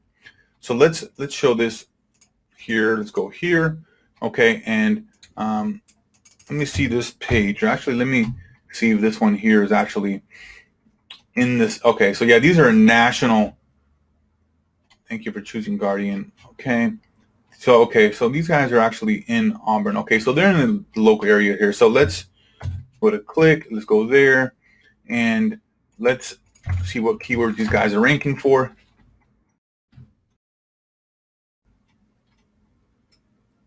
Whoops, let's go to domain analytics. Okay, so these guys are ranking for a bunch of keywords here. 1.6 thousand traffic, 10,000 backlinks. Okay, we can even look at their. Let's go over here. Oh, okay, so that's what it was. So these guys, they looks like they are part of the same company here. Yeah, that's what was kind of looking weird. So Guardian Roofing, Guardian Home, and then Jorv here. It looks to be like the same company. Yeah, interesting. So let's look at these guys here. Let's go to SEMrush. Okay, let's see if we can look at some other keywords.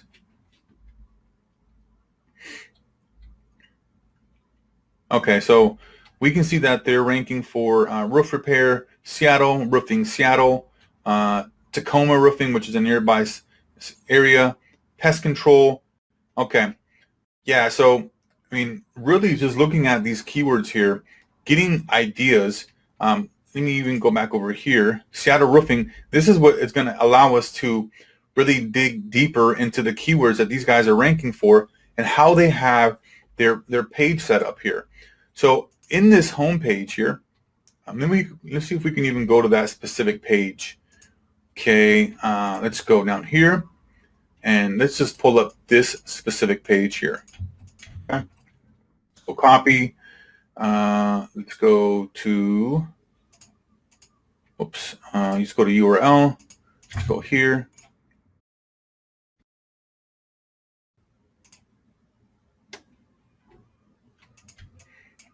Okay, what is going on here? Thought we had it set up here. Bear with me here. Okay. Okay, yeah, so this particular page, oh, wow, it's not even looking at the. Okay, so we can see competitors here right out of the gate. Okay. And so this even shows us the top competitors here. So one of the things that I would do if I wanted to kind of reverse engineer these guys and look at, okay, what are they doing? How are they going about it? Why are they ranking at the top? Well, first thing we can look at is the backlinks, okay? This is the easiest way to show us and really kind of to tell us what these guys are doing. All right, so 10,000 links from, okay, so 10,000 links from 260 websites, okay? So let's look at some of their anchors. Yeah, so these guys are doing a good job of really diversifying their anchor text. So they got a ton of branded. They have Seattle, they have roof, and the anchor text actually also plays a factor if you have your keywords in the domain. So if you have like a partial match domain or an exact match domain. So let's say, for example, they had seattleroofing.com. If they were doing this and utilizing like Seattle and Seattle roofing, they would have a big problem there, because that's over optimization, and you can easily get in trouble quicker if your site is an exact match domain or partial, if you're sending a bunch of the same type of anchor text. So we're able to look at their anchor text here. How are they laying that out? Okay, great. And then let's go to their actual backlinks.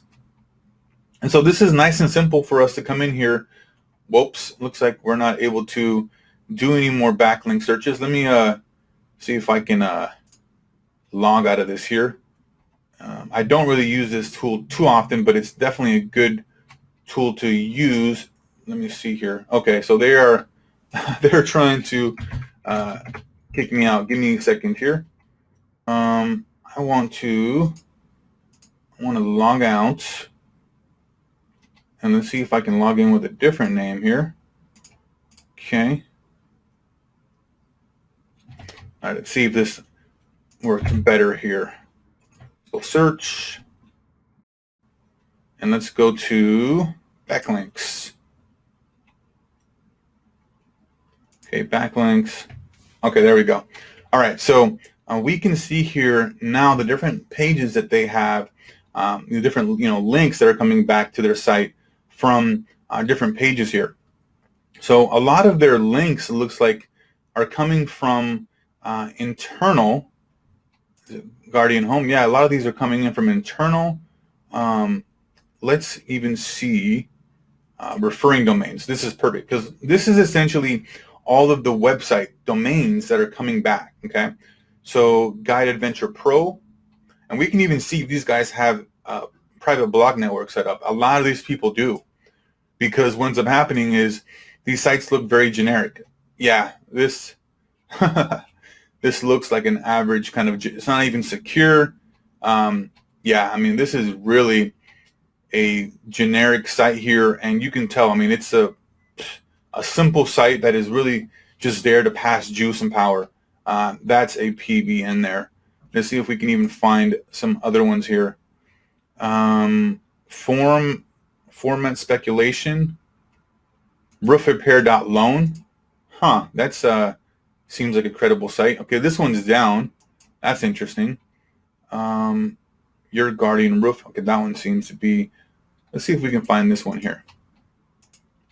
So yeah, you'll find, yeah, this is a PBN right here. So you'll find a lot of these people have PBN set up, and they'll just get links coming back to their site. So you can look at kind of what they're doing. If they have a PBN network, if they have different links coming back from these different sites, the ones that are really powerful and kind of authoritative, you can go and emulate as well and get those links. But really, it's about going out and finding different links that are potential for you as well. So we looked at kind of the competitive research here. We looked at kind of, okay, what do these guys have set up here in their page title, in their URL, the content. The content really, for the local space is not that difficult, and it's not anything out of the ordinary. The way, kind of the areas where you want to look at content as kind of a long kind of guide is in the national keywords. And we'll go through some examples here as well. But for this here, you can see, I mean, just even from this page here, let's look at the factors here, the on-page elements. Okay, roof repair and replacement in Seattle. Okay, this is not too bad because they have the city modifier there. I would actually put Seattle here in the very beginning. Guardian Roofing, okay, roof replacement and roof repair and replacement in Seattle. H2, Seattle Roofing. Yeah, these guys got a. I mean, it's pretty good, right? It's decent enough to pass the test there. And see this right here, I would have this linking to different pages, because then it provides a better kind of user experience, and these pages are actually would be getting power and juice from this particular page. So yeah, like this right here, I would have these. I would have all links. Okay, here's a link here. This looks to be, okay, this is where you can schedule, okay? Yeah, so these guys have a lot of content on this page. This is why these guys are number one. Yep. Yeah, that makes total sense, right? And you look at, like, these guys here. Well, these are pretty much the same guys. Let's go to the next one, Sharp Roofing. This is just like a landing page. Yeah, I mean, it's like no content. They have good H1 here. They have Seattle Roofing Contractor here in the content, okay? But that's really about it. Very, very short content, maybe 200 words, 150 words, but their main objective is to get this lead over here, right? These guys have it straight up well done. I mean, they got a map in here of Seattle. I would actually put the location. I would actually have this location, this map here embedded instead of Seattle. Contact roof inspection. That's great. So these are linking out to different pages. So let's look at even I'm going to look at the different. See, they got H1, H2. Okay, we can't see H3 in here. Let me exit out of this, but we can look at shadow roof replacement. So these guys are covering a lot of keywords in here, which is fantastic. Which makes sense why these guys are ranking number one, right? Longer content, better user experience, covering more ground, more keywords. Let's go inspect. Okay, yeah, so that's the H3. What is this one here? Okay, they have two H3s, well, three H3s. Roof inspection, okay. Wow, they have a lot of, okay. So that's one of the things here is I would make all of these like H2, H3, H4, H5. But regardless, these guys are still doing a great job here. I would add some links in here. So really, I would just look at these guys' backlink profile. Their website looks to be really, really strong here. They have 30 domain authority.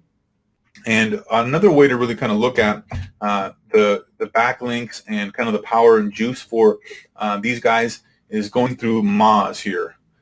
Let's put that into the Link Explorer. And this is essentially giving us the domain authority. And the domain authority is really kind of an algorithm that Moz has put together that gives a certain score to a website based on its authority, its relevance, and its trust within the Google platform. So we can see here 319 keywords. This one has about 8,000 links that it's picking up. Here's another thing you'll notice. Sites like Ahrefs, Moz, all these different places that do kind of like backlink checkers, they're going to come up with different numbers because what these guys do here is they have like different spiders that will crawl certain websites, and they'll look to find how many links are actually coming in and going out. And so a lot of these guys won't, they have different spiders and different algorithms they use to check the backlinks, so the numbers can vary. Okay, and really it's about just getting a better understanding of the number of links and the quality of links. Typically, the majority of these folks will pull in the really powerful links. So down here we can see follow versus no follow. Follow, I mean, this is super simple. It's exactly what it sounds like. Follow links are links that are actually passing juice, that are credible, and then no follow are ones that are literally linking to your site but not passing any juice. Okay, so here's an interesting link we can look at. So listed.homestead. So this is like a directory site. Yeah, I mean, these guys are literally just, getting all these different types of links. Okay. So top anchor text. Okay. That's kind of just really checking that out. So really, I mean, the whole strategy, like as I mentioned here, is about looking at the different types of keywords that these guys are ranking for and reverse engineering them.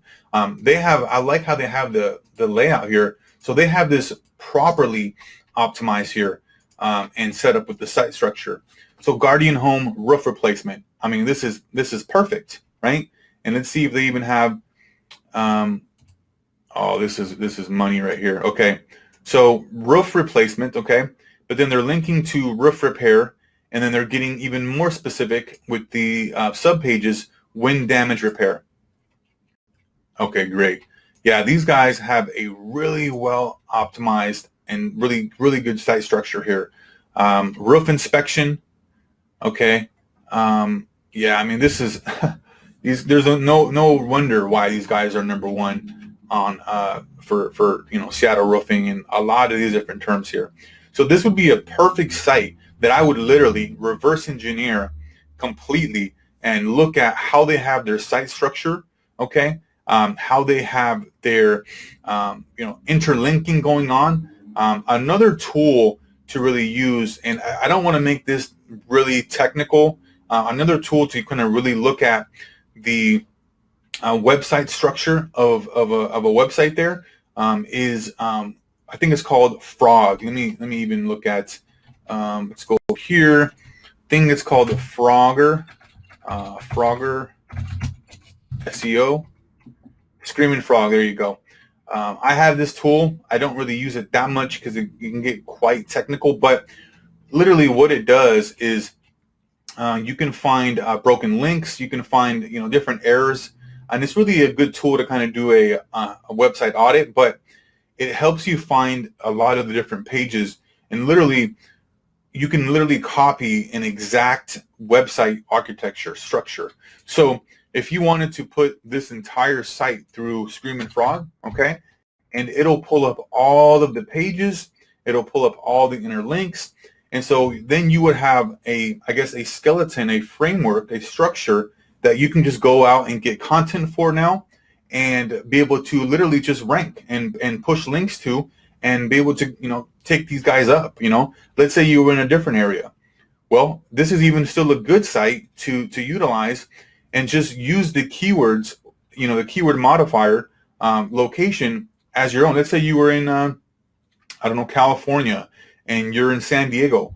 I would literally take this entire site structure and change out the Seattle roofing, whatever, to San Diego roofing. I mean, that simple. And just push that site up to the top by ranking it, right? Sending links to the homepage, to the different pages, right? That's essentially how I would go about doing that. That's a reverse engineering competitive analysis, at its finest there. Then we're going to talk about different types of site structures.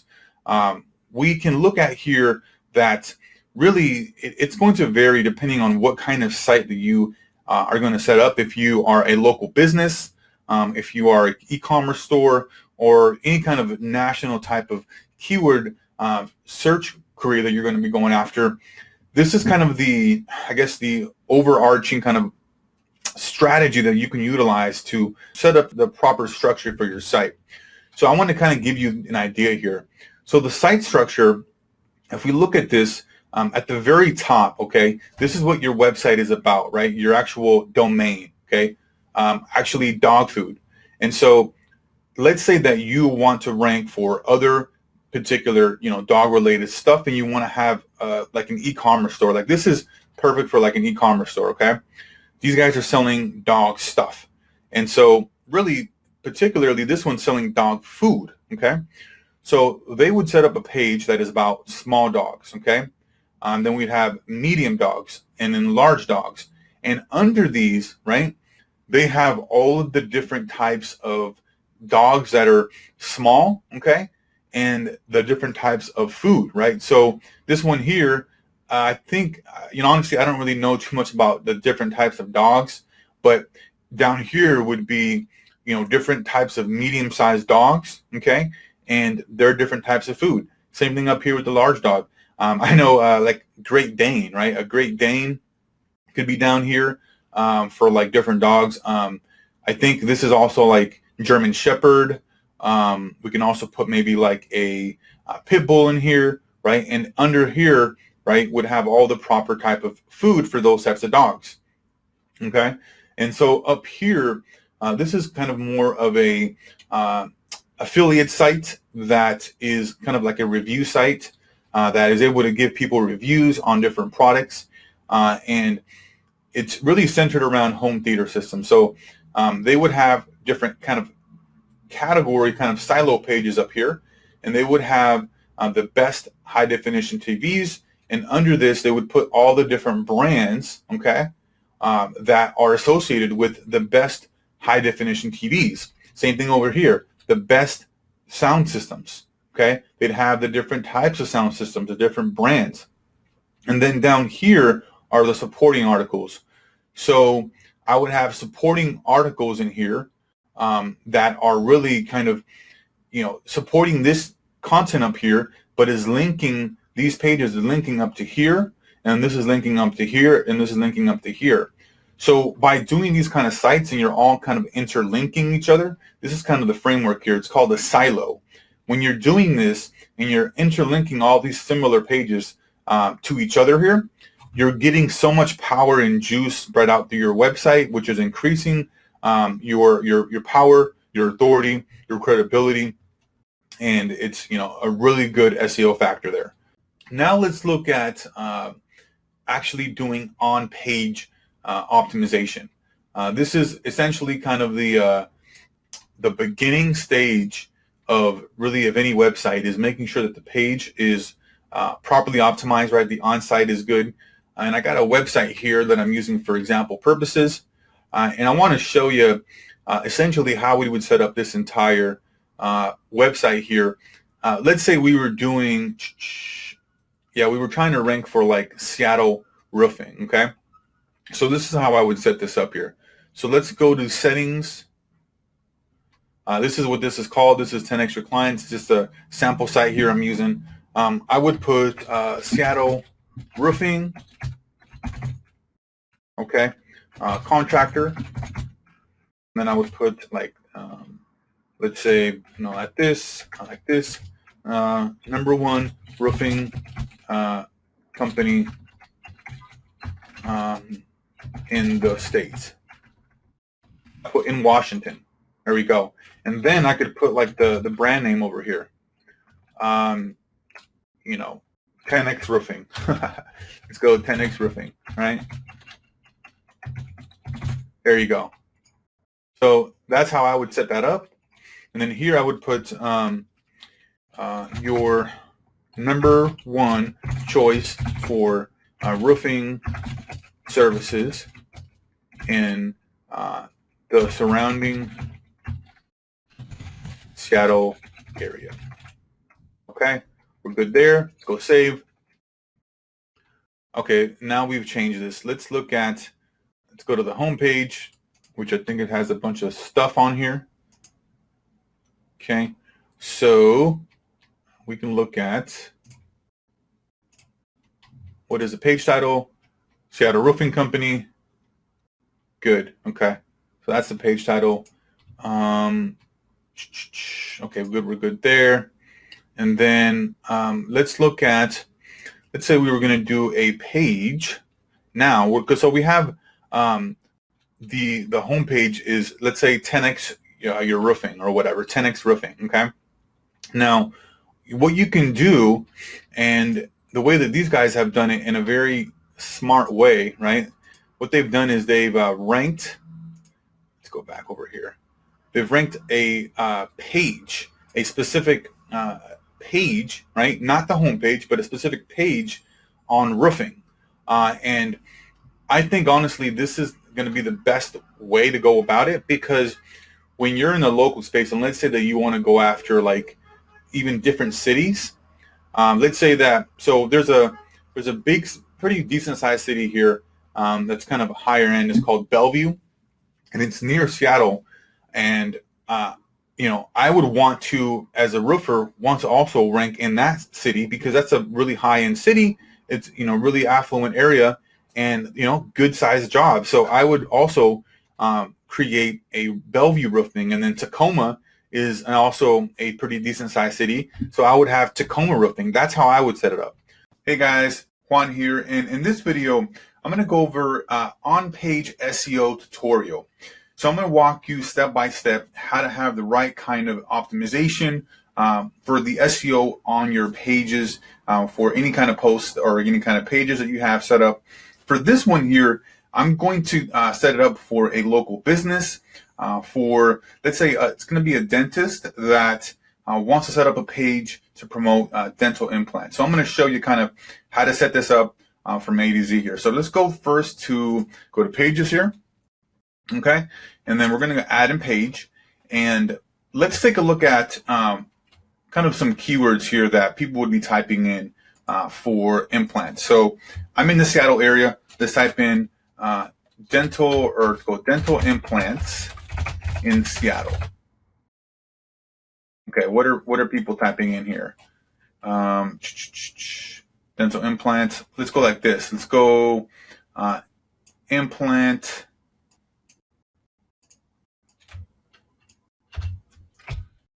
Seattle. There you go, perfect. So this is a good keyword here, Seattle dental implant, 210 monthly searches. Great. So this is going to be our keyword here. And when I say keyword, a keyword can be a number of words, but it's going to be one keyword because this is a term, right? So let's go back over here, and we want to have our keyword be the actual Seattle dentist. So I would put Seattle dental implant, excuse me. So I would put Seattle dental implants here, dental implant. Because remember, we want to make this nice and compelling. So Seattle dental implants. Let's go. Let's see if we can take some ideas here from people.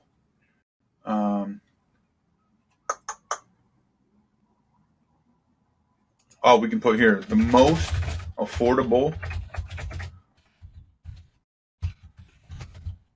implants. We put most affordable. Let me see here.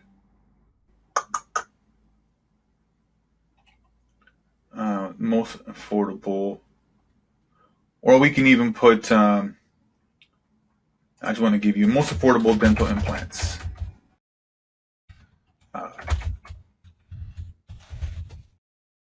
In Seattle. Perfect. Okay. So this is our title here. Okay. I'm trying to also see if we can have, if there's another kind of related term to this, because it's not the best idea to always have the keywords in here twice. How about this? Let's do this. Most affordable dental implants in Seattle. Boom. I think that even would be the best because in here, you could literally just remove all that and put Seattle dental implants. So you have, this is going to be the best kind of setup here because you have this title here that's compelling. You have keywords in here, dental implants in Seattle, Seattle dental implants, right? So variations. And this is the main keyword you want to go after, but you have them in here already. So that's going to be a good one there. So then we want to have our H1, H2, and H3.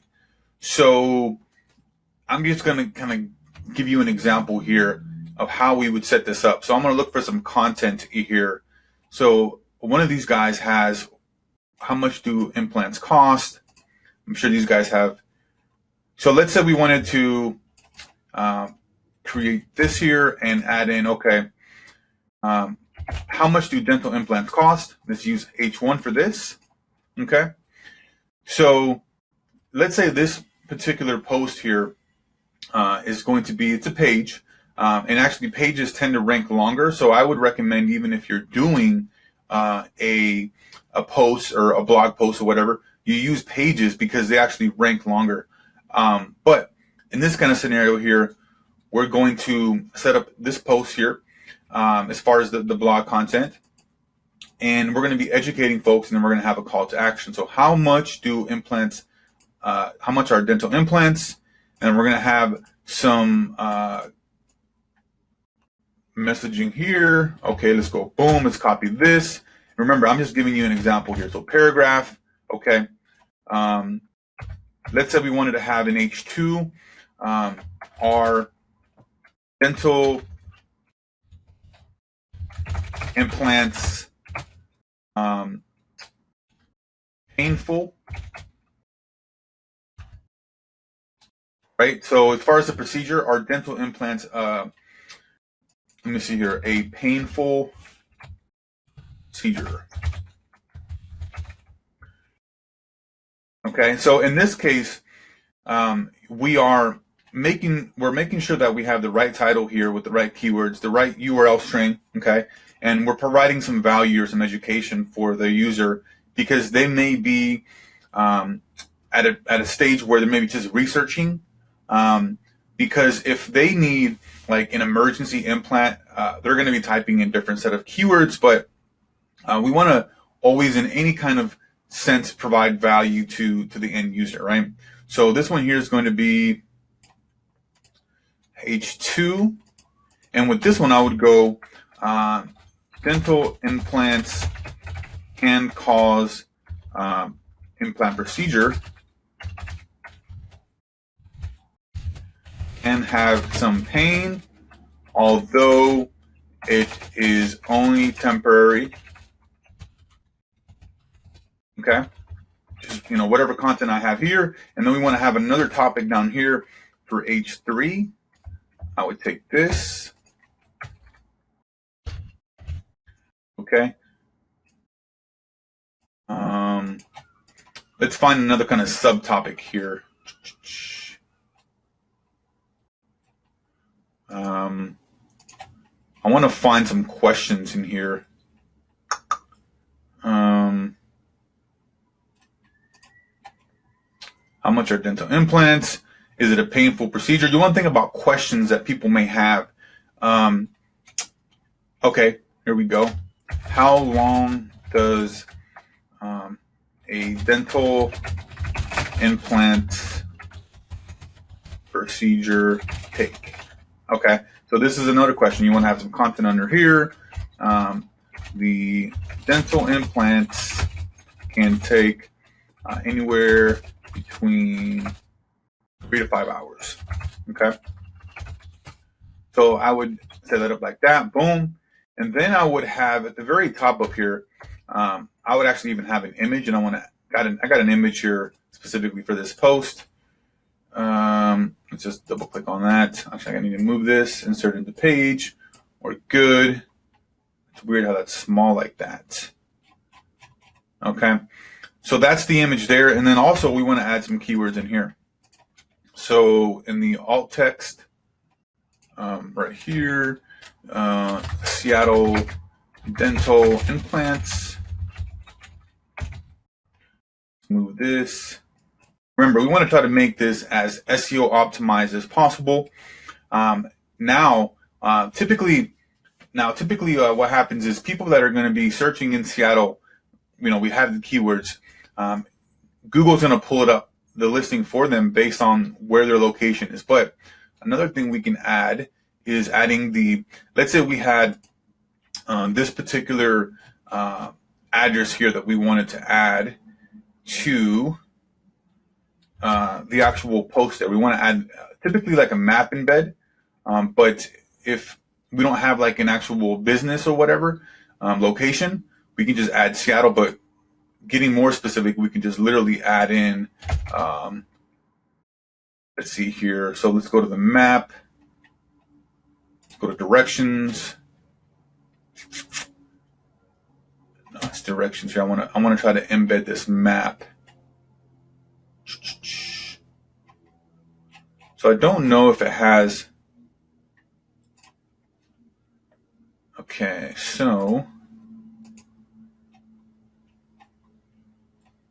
let me see if I can even try to go to maps and just even pull it up from there. Map is a good thing to have on there. Oh, there you go. Okay. So we want to go to share, and then we want to go embed a map. Okay. We can go to small. Doesn't need to be a big one. Go to copy, and then let's go back. I would come in here, and then I would go to text. Add that in there. Boom. Okay. So now we have everything that we need here to have a nice post. Let's go down here now to the Yoast SEO, and let's make sure that we have the proper titles and everything set up here. So we're going to edit this, knock that out. The most affordable dental implants in Seattle. Okay, good. All right. Seattle dental implant, the URL string. Are you looking to get a dental implant? We are the best dental implant specialist in Seattle. Call us now at 123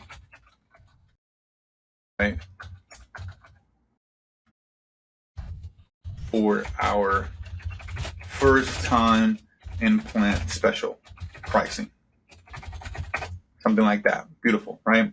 So we have a good title here, okay? We have the meta description here, which is telling people what exactly it is that this page is really about. And so the meta description is like that little snippet where it really gives people kind of an inside look at what the page is about, right? The title is what gets people to kind of want to look further, and it compels them to want to click, but it's also very important for the keywords to be in here as well.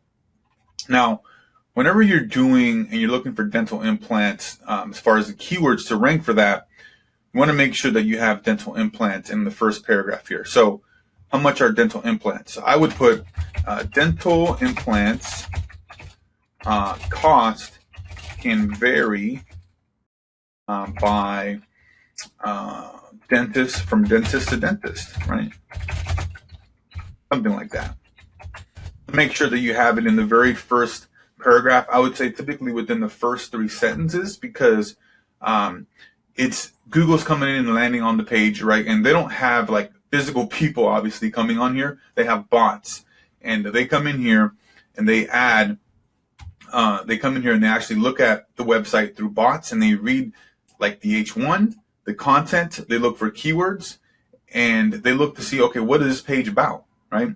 And based off that relevance, they give you, the actual ranking. But and one of the things that I want to let people know is, just because your page here is optimized for SEO and it has all the on-page factors and it looks good, I mean, that doesn't mean that your page is gonna get found on Google.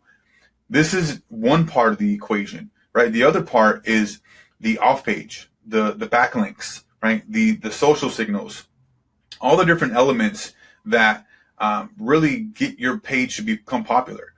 One of the kind of ways I like to think about SEO is it's like a popularity contest. So the more like other websites, other platforms are talking about you, your brand, and that page, the higher that page is going to rank, because Google is going to see it as the most credible and authoritative source. Because if other sites that are credible, that are authoritative, are talking about this page, then Google's going to be like, okay, wow, this page seems to be fairly credible and authoritative. Let's push it up in the search engine for these keywords that this page is actually looking to rank for. Because I mean, it makes perfect sense here that we're trying to rank for dental implants in Seattle here, right? Seattle dental implants. So I would include some of those variations as well. I think the term is latent semantic indexing, LSI keywords. They're pretty much similar ones. So, for example, a dentist, dental, implants, maybe other, Invisalign, all those things are kind of related to the dentist, right? And Google's intelligent enough to know that. So let's take a look at this post here. I want to publish this real quick and just kind of look at the preview. Okay, so here we can actually take a look at this page here in pretty good detail.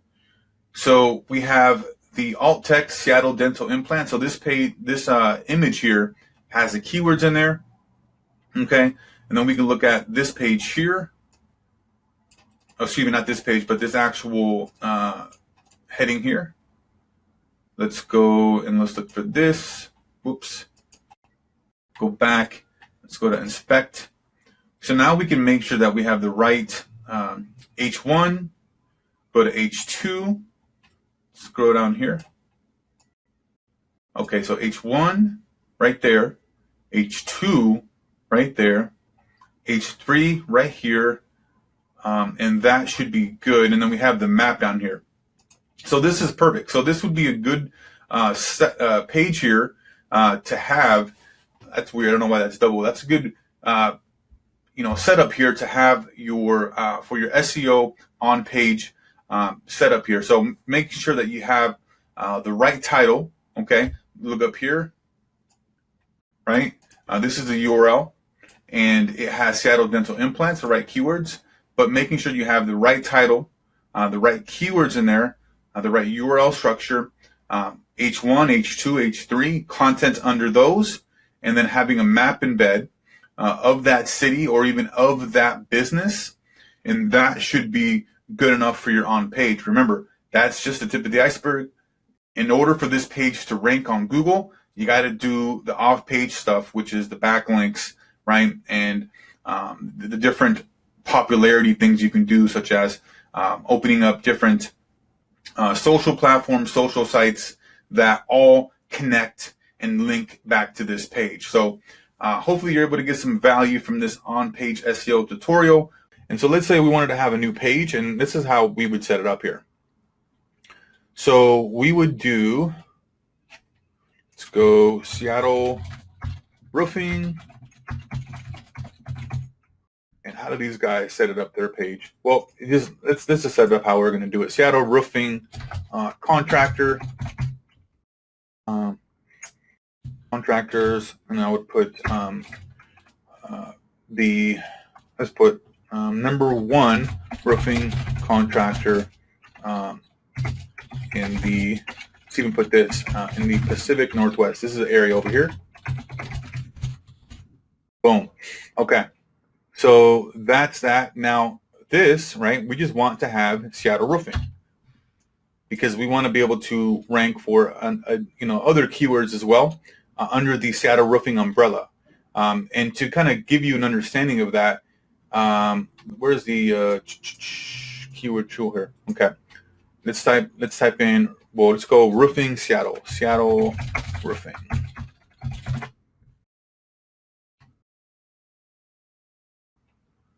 Okay, so honestly, this doesn't give us the best search queries that I'm trying to look for here. Let me go to Ubersuggest. These guys give us the best kind of similar keywords here for what I'm looking for in this particular example. So roofing Seattle. So we're going to go down here. We're going to find, see, these are the kind of good ones for like long tail keywords that I would want to also go for. So roofing in Seattle, that allows us to target all these other keywords here. Roofing company Seattle, Seattle Roofing Company, Seattle Roofing Repair. This is going to be, I would say, in its own page, Seattle Roof Repair, Roofing Seattle Washington, Roofing Company Seattle. All of these additional keywords I would be able to go after on this page here because I'm properly optimizing it for it, and I'm leaving it kind of open here and broad so that I can target those other keywords. So on here, gosh, let me even just, I'm taking their content here just for example purposes. We're not even going to really do anything with this here. It was, I want to go back here. So let's go open this up. Okay, so let's just kind of copy this text here, and I want to just show you how this would be set up. Okay, let's go here. Okay, let's go like this. Okay, so this is going to be an H1. Oh no, they have it up here. Yep, roof repair replacement in Seattle, Washington. That's the heading up there. Okay, that makes sense. Okay, and boom. Okay, so this is the heading one up here. This is going to be the heading 2. Okay, that makes sense. And I would put in here, let's say 10x roofing. Okay, that looks good. Let's put it here 10x roofing. Okay, and so let's look at this. I'd make this an H3. Okay, that's great. Here, this I'd make this an H4. Okay, this one I make this an H5. And this is an H6. Okay, now the only thing that, or really the only reason why I feel like these guys have done the H3s all throughout here is because the size of the content and how it gets smaller. So okay, I can see why they're doing that. So in that case, just to make sure that we have the right size content so it's not too small and it's hard to read, I see why these guys would want to do that. Okay, makes sense now. So let's go here and let's go to H3. And so that's essentially, how I would set up the on page. I have this one here. Let me see if I can even preview this. Would it preview it? Okay, good. So let's see if we can pull this up here. So this is how I would set up this page if I want to rank. And also, I would get a map embed as well. These guys were able to, so basically, Seattle, Washington map. Okay, so I would go here. Sorry, it's kind of annoying with that Moz. So in here, I would go to share, embed map.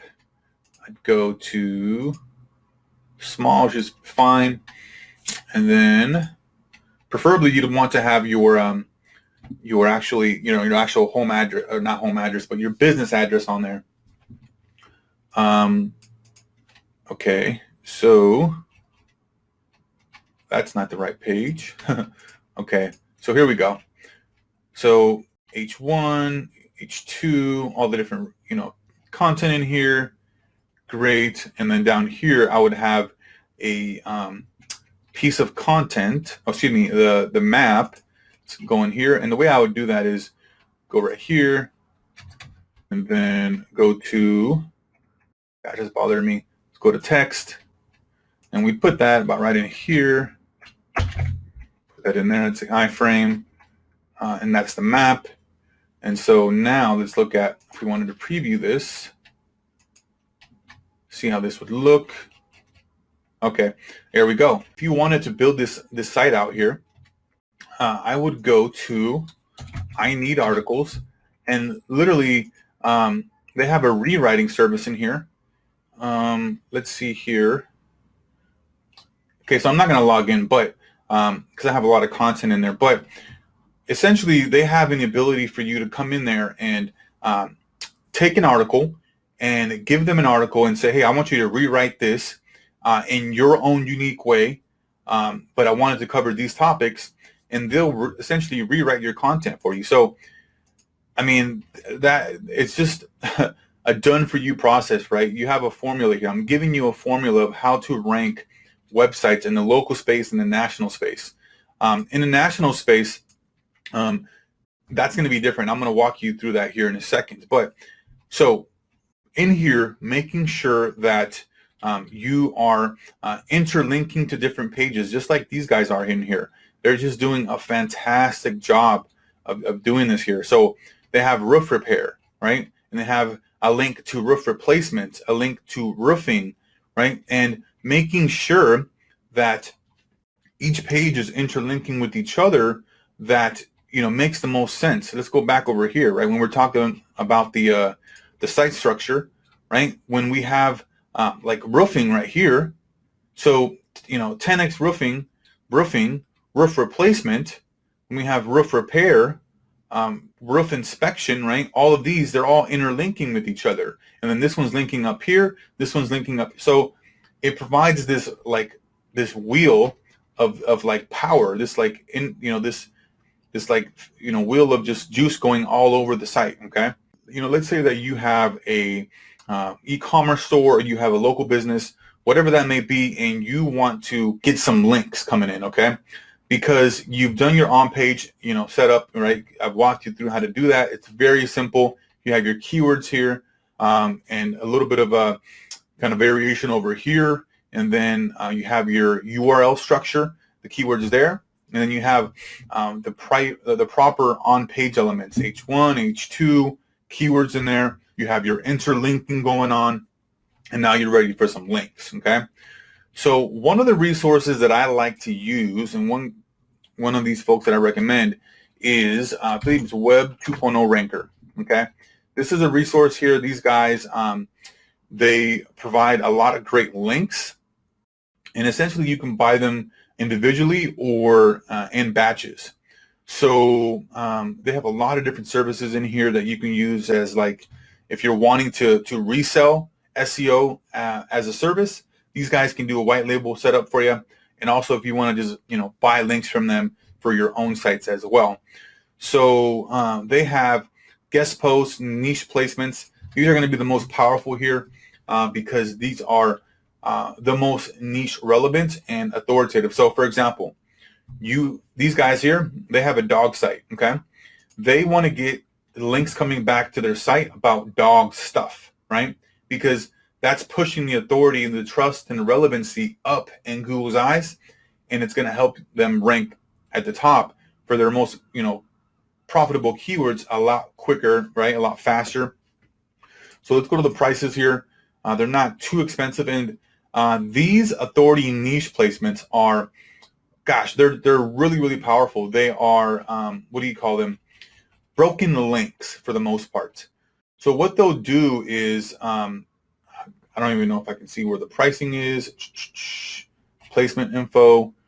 What they'll do is they'll essentially go out and look for websites that have that are similar to what you're looking to your topic is about, right? Niche relevant, and they'll look for broken links on these sites. They'll look for age content that the website has, and they're looking for particular content that has links on there that are no longer valid, no longer working. And so they'll go and get those links and create a whole new link on an aged page that already has age, power, and juice, and they'll link back to your site. And so you get a ton of more power than if you were just doing a straight link from a new page, right, from a new post. So I would go in here and I would play with this and look at some of their prices. For some reason, I'm trying to find some of their pricing in here. So let's go. They can do on-page optimization for you as well if you don't want to do that. Niche placements. Let's see if we can look this here. Okay.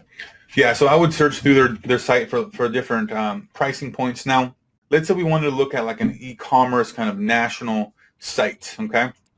So it's pretty much the same process, but it's a bit, a little bit of a couple differences here. So let's say we're looking for dog t-shirts, just off the top of my head here. Okay, dog t-shirts, okay? 14,800 searches, very competitive term there. So we can look at this guy here. Seems to be like in Shopify store, because all Shopify stores have the collections there. So let me first exit out of this here. Okay, let's go back over here. So these guys essentially are doing a great job here because they're ranking their category page here, and it has a bunch of different products in here to essentially choose from. So if people are kind of just looking for dog t-shirts, they'll just come in here and be able to kind of sift through. Now they can also look to rank this specific shirt here, but in this sense it doesn't make the most sense, because these are kind of shirts that people are not really looking for, with like squirrels can't be trusted. These are kind of shirts where people are looking for, what is this? People are looking for actual dog t-shirts, but they don't know exactly what kind of specific dog t-shirts there are. Like, what do they say? How do they look? But they're just in the market to buy dog t-shirts. So they do a good job of making sure that it's landing on the category pages here. And so for these guys, let's even look at one that doesn't have any keywords in the URL. So because this guy here has they have dog t-shirts, right? That's our main keyword, dog t-shirts.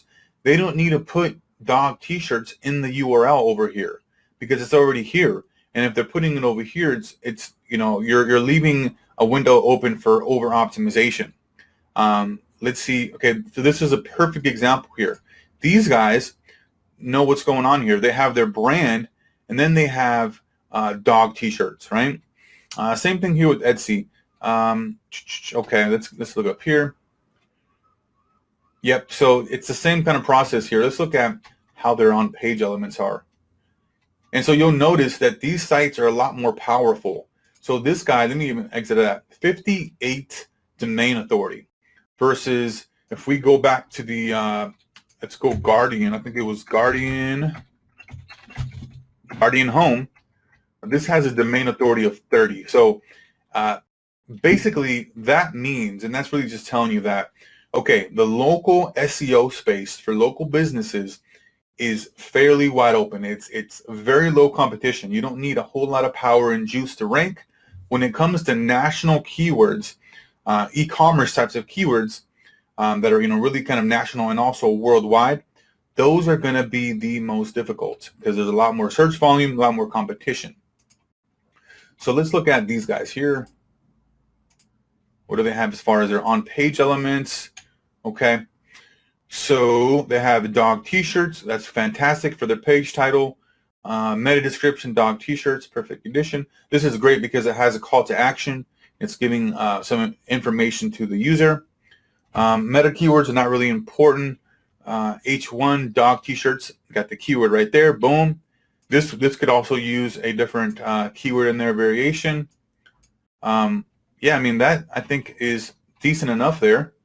Okay, and so if we wanted to look at these guys, we can easily just put them through SEMrush or even Ahrefs. That's another tool, and literally look at their backlinks. These sites are going to be a lot more powerful, as I mentioned, but these guys, obviously are more transactional. They're trying to get people to come here and actually buy product.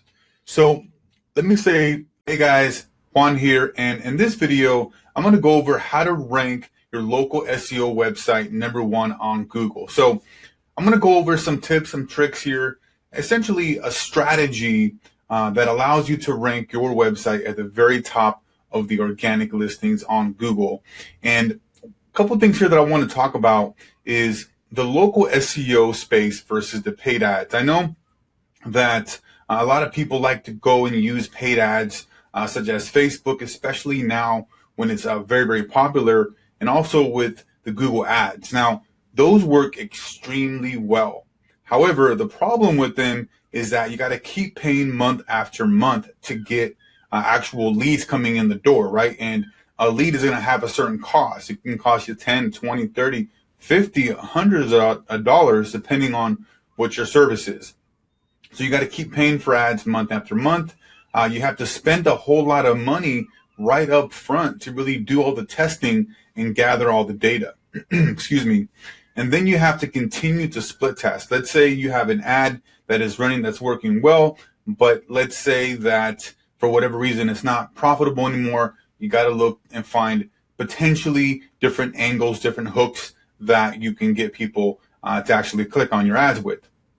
So another thing is, like I mentioned, you have to find a lot of times different hooks that really get people to want to click. But in comparison, we talk about SEO, and SEO is one of my favorite services that I love to sell.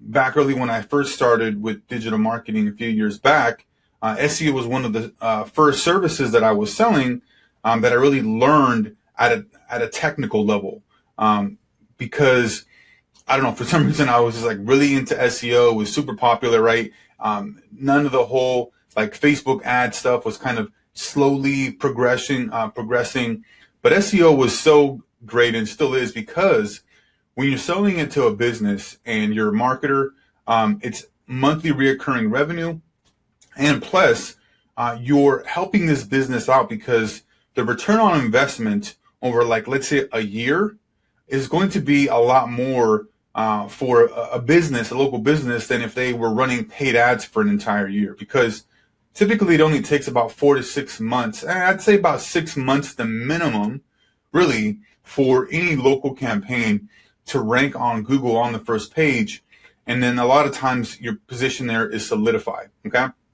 So the benefit of actually, getting your site to the top is that you get free promotion from Google. Once they deem you as that authoritative, trusted kind of resource, then you're up there at the very top. And every time somebody's typing in your keywords, right, your money keywords, people are looking for your services, you're going to pull up at the top, right? Easily being able to find by your customers, your customers find you online on Google because you're the most authoritative for those keywords. Credibility and trust. Now, you think about it, a lot of times when people are searching for different services, maybe it's like a plumber, even a dentist, a locksmith, whatever that may be.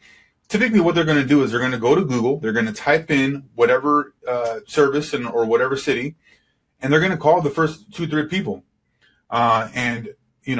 Because why? Because Google is telling them that those are the most authoritative, credible, right, resources for them. Because Google wants to put up at the very top of the first page, really on the first page in general, everybody that they deem to be the most credible and authoritative on that particular subject. Okay? So that's an important factor there. So oftentimes when you get to the top, you get to anchor your rankings, which mean that it's going to take quite a bit for you to get knocked down out of the first page. But what a smart thing to go about it with, as far as let me kind of give you a strategy then for making sure that you maintain and anchor your position there and really solidify it for a long term. Well, once you do one campaign for like 6 months for one set of keywords, go on and if you're doing this for a client, recommend additional keywords you can go after for another campaign, because at that point you're building your actual home domain, your main domain's authority, trust, and power and juice, so that all the other pages that you're looking to rank will easily rank with less juice and less power, because of your the top level domain, right, is going to have the most power. And so ROI, right, I mentioned if you have a campaign that you run for 6 months, and let's say you only do one campaign for one set of keywords for a business, right, for a local business, over a year's time, you're going to have a higher return on investment than doing ads, because you may spend, let's say, it costs the local business $6,000 for a 6-month campaign, $1,000 a month, right? That is going to be a significantly higher return on investment versus them spending at least $2,000 a month on paid ads for like a year. What is that? That's $24,000 a year. So $6,000 versus $24,000. The problem is that when a business owner looks at SEO, a lot of people out there have been taken advantage of by people that are claiming to rank on Google, that they can rank them on the first page and all this stuff, and people get taken advantage of, and now they're scared and they don't want to invest in something like this, because SEO is one of those things where like a lot of stuff is going on in the background, and it's kind of hard to let people know, kind of clients know what exactly you're doing, because a lot of times it's like back end stuff and or they don't really understand, right? With paid ads, it's super simple to send them reports. Hey, this is how much we spent. This is how many leads we got. This is what your return on ad spend is, your return on investment, boom, right? But with SEO, it's a patient but very powerful form of marketing. And you got to let your clients know that if you're selling SEO, let them know, hey, listen, this is typically what I like to tell, different clients that I'm looking to present SEO to, is that, hey, listen, SEO is a long-term strategy. It's typically for businesses that are active and healthy that want to get to that next level. So I just want to be upfront and let you know, because it is going to take several months before this actually kicks in and you're able to reap the rewards. Okay. And so if they're okay with that, okay, they understand it and they're okay with the weight gain. But, with paid ads, you can get leads like within 24 to 48 hours, right? That's the trade-off. It's like, you want to reap some rewards right now or later with the long term. And obviously in most cases, even just business life in general, when you're putting in work up front, typically it's going to pay off, 10x in the long run or on the back end. Okay. So let's go to the next one here. I don't know why this one here, my apologies, looks like it's all messed up there, but let's go ahead and look at it like this. So how do you rank on Google? Here are some elements that are really the most important kind of factors for ranking on Google. So the on-page elements, we have the page title, we have the URL, we have H1, H2, H3. So the page title really is one of the most important things here. I want to see if I can lower this because it's kind of bothering me. Okay, let's go to 36 and let's see if this looks better here. Okay, good. All right. So my apologies for that. So the URL, that is where you have the right keywords in the URL structure, and making sure that in your page title and URL, you have the keywords as closest to the left, right, at the very beginning as possible, because Google reads left to right. So the more keywords you have at the very beginning, the better it is for Google to be able to pick up those keywords. So H1, H2, and H3, those are your heading, right, elements. So your H1 is what the main topic of what your content is about. H2 is another subtopic. H3 is another subtopic as well. But they're all essentially interrelated and a part of your main topic, which is the H1. Okay, and so those are great because you can implement and input different keywords in there that are all interrelated, so that you can rank for several different keywords. So the keywords need to be within the first paragraph. Typically, we like to see within the first couple of sentences. The content needs to be, I would say, at a minimum 500 words. I would say 500 between 1,200 words is probably a good amount to have in there. And then you want to have outbound authority links. So anytime that you have like a page you're looking to rank, you want to have outbound links. Okay. Now this is links to like very, very authoritative resources out there. So Wikipedia, maybe a blog that is on your subject, you want to find, like, I'd say 5 links, okay, to go and do outbound links with. You want to find maybe 2 to 3 links that are kind of like general, kind of similar in a sense, but more general.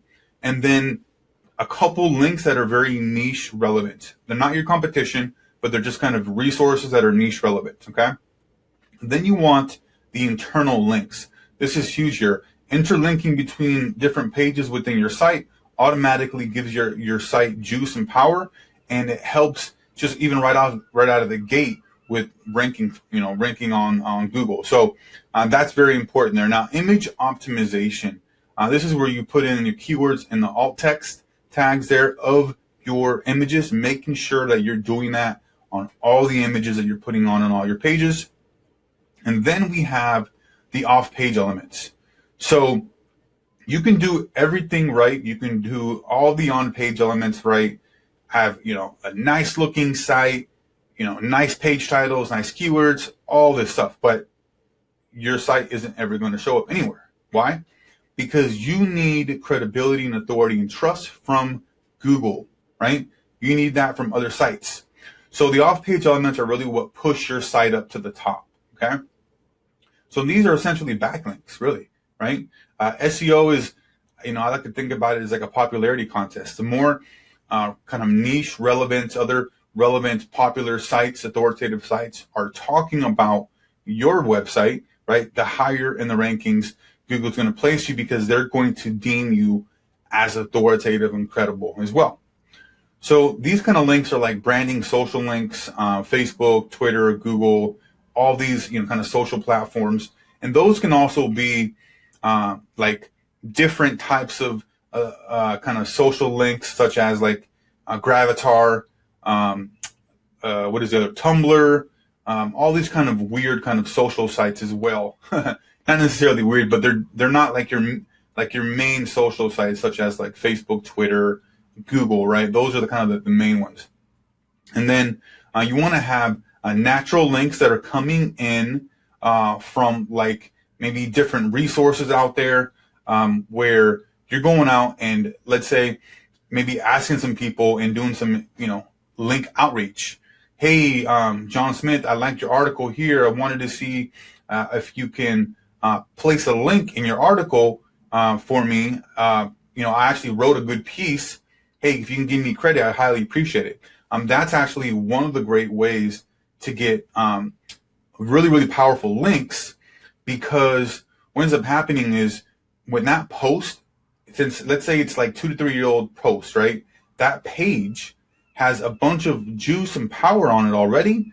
And when they implement and they put a link in there back to your page is automatically getting all that juice from that that link in there.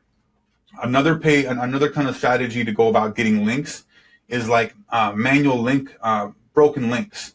So going on Google and trying to find different sites that have broken links and asking if you can, like, provide a resource. Hey, if you can actually, give me credit here and give me this link, I'm willing to provide an updated article, updated content.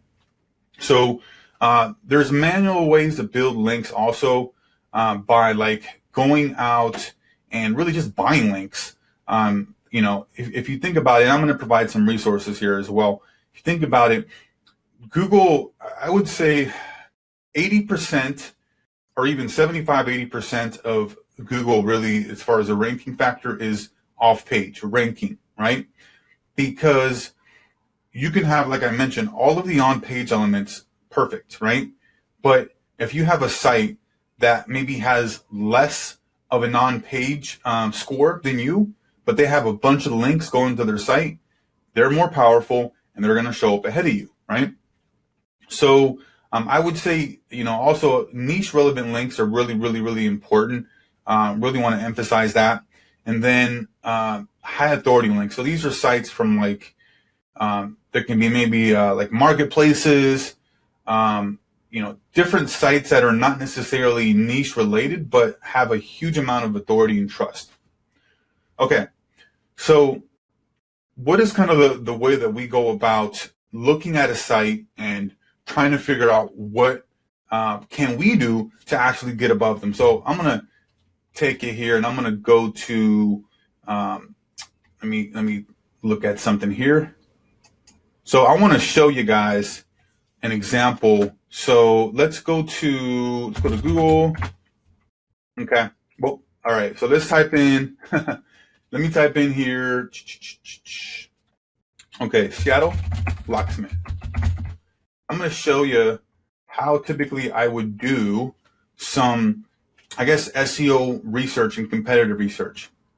Because what I like to do really is look at the top 3 listings in the organic searches, because this is going to tell us exactly what we need to do, what these guys are doing, and how we can essentially reverse engineer them and beat them. So let me show you kind of what this guy here, he has his whole site, the top level domain, and he's ranking this, and he has Seattle Locksmith. That's great. Okay. I want to show you one here that has Yelp is here. So this is a good factor here, because if Yelp is showing up here, that means that this is not really too difficult to rank, because whenever you have like YP, Yelp, Home Advisor ranking here at the top, that means that there's not very much competition. Okay, so let's go down right here. I want to show you this particular site here, because they have the Seattle, Washington here. This is more of a directory, I would say, like a large kind of directory site. And they have it really, really well optimized here. So right here, they have 24-hour locksmith Seattle, okay, the page title, okay. And then they have, here is the H1 as well. Let me even look at the details here. Okay, so they have it in the H1, okay, and they have, for you to put in information here.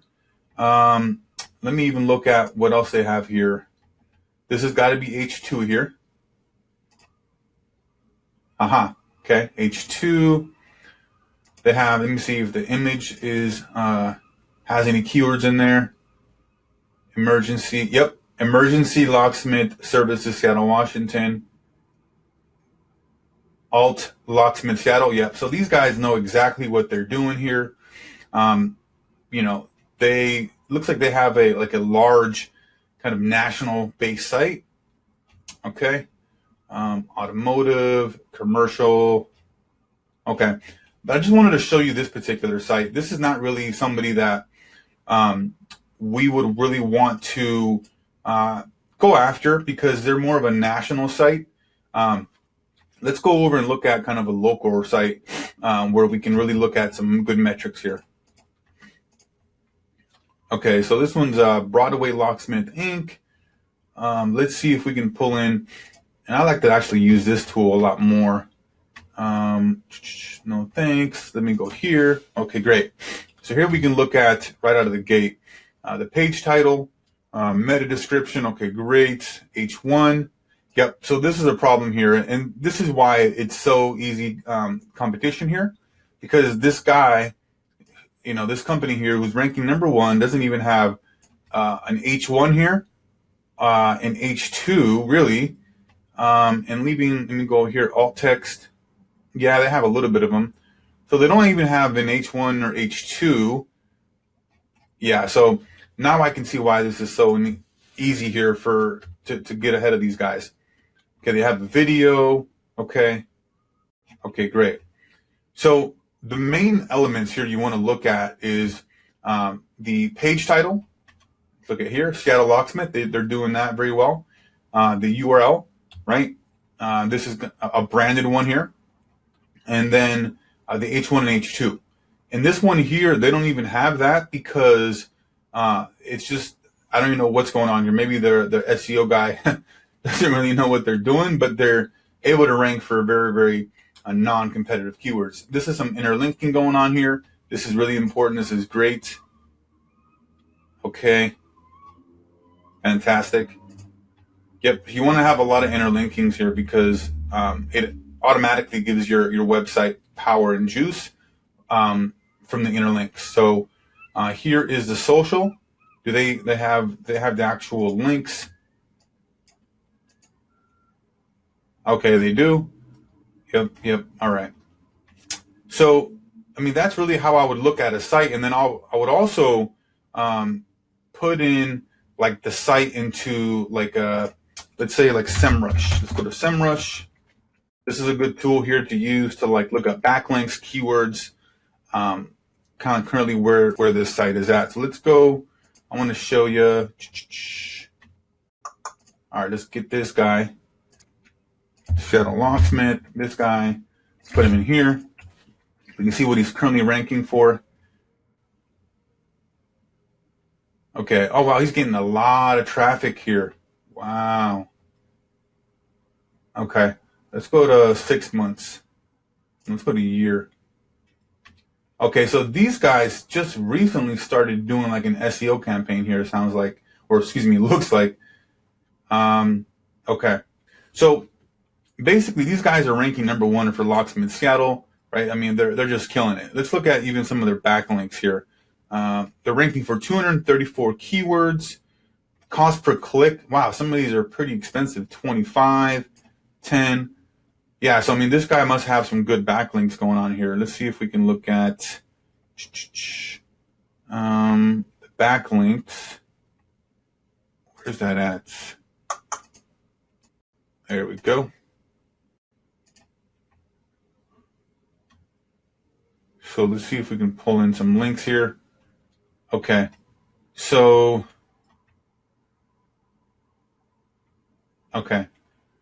basically, the process that I would use to come in here and kind of look at, what are these guys doing as far as their backlinks, okay?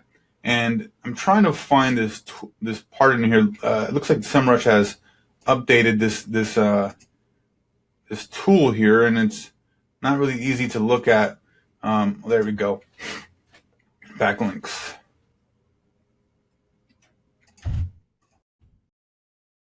Okay, here we go. All right.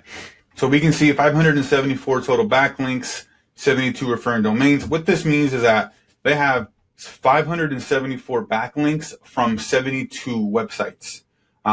Sometimes you'll get, different links coming in from different from the same site, and so that's why that number is there. Let's look at this, and we can see some of the top anchors. One of the biggest things with ranking for certain keywords is that to not over optimize the anchor text.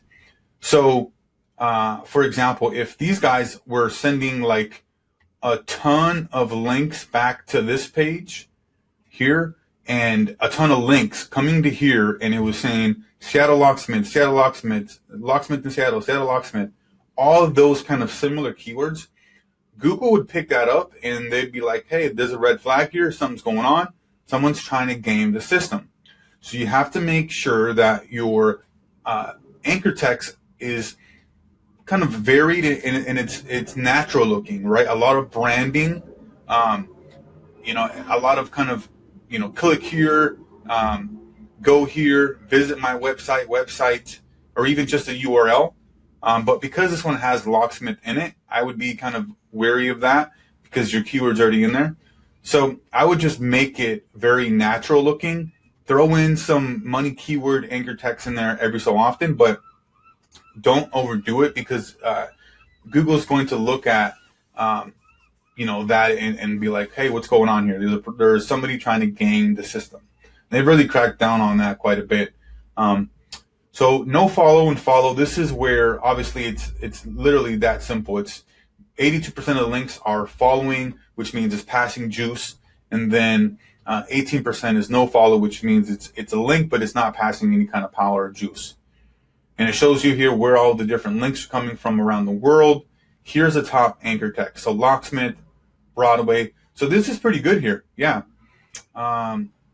Okay, great. Broadway locksmith. So a lot of branding here. Looks like these guys are doing a good job here with the anchor text. They're not overdoing it, and they're staying within kind of the realm of like, hey, this is what my site is about, but I'm not trying to make it look like I'm trying to game the system.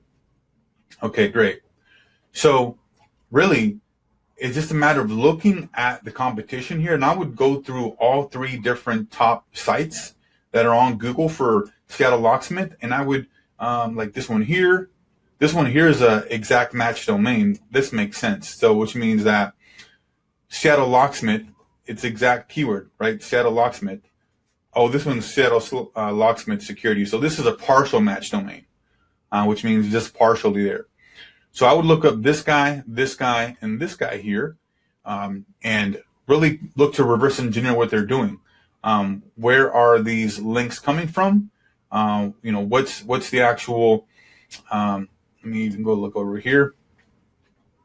Oh wow! So we can look at all these different links, like where are these coming from? So that's the strategy that I like to use with really all of my clients. Anytime I'm doing like an SEO analysis, I like to do video audits. And what I'll do is I'll kind of go through their website. I'll go through the page title. I'll go through the heading. I'll use the Moz bar because it's really easy to pull down the on-page elements. I'll give them some recommendations on, hey, you need to have a call to action here. You don't have any alt tags in your images. The site speed's kind of low. And then I'll go in here and I'll show them, hey, look at this is what your competitors are doing. And our strategy is really to take a look at your top 3 competitors, look at what they're doing, how they're going about their SEO, and essentially reverse engineer them to an extent, and then utilize some of our own kind of unique strategies that we've developed to overtake them on the first page. So this literally is your blueprint here, right?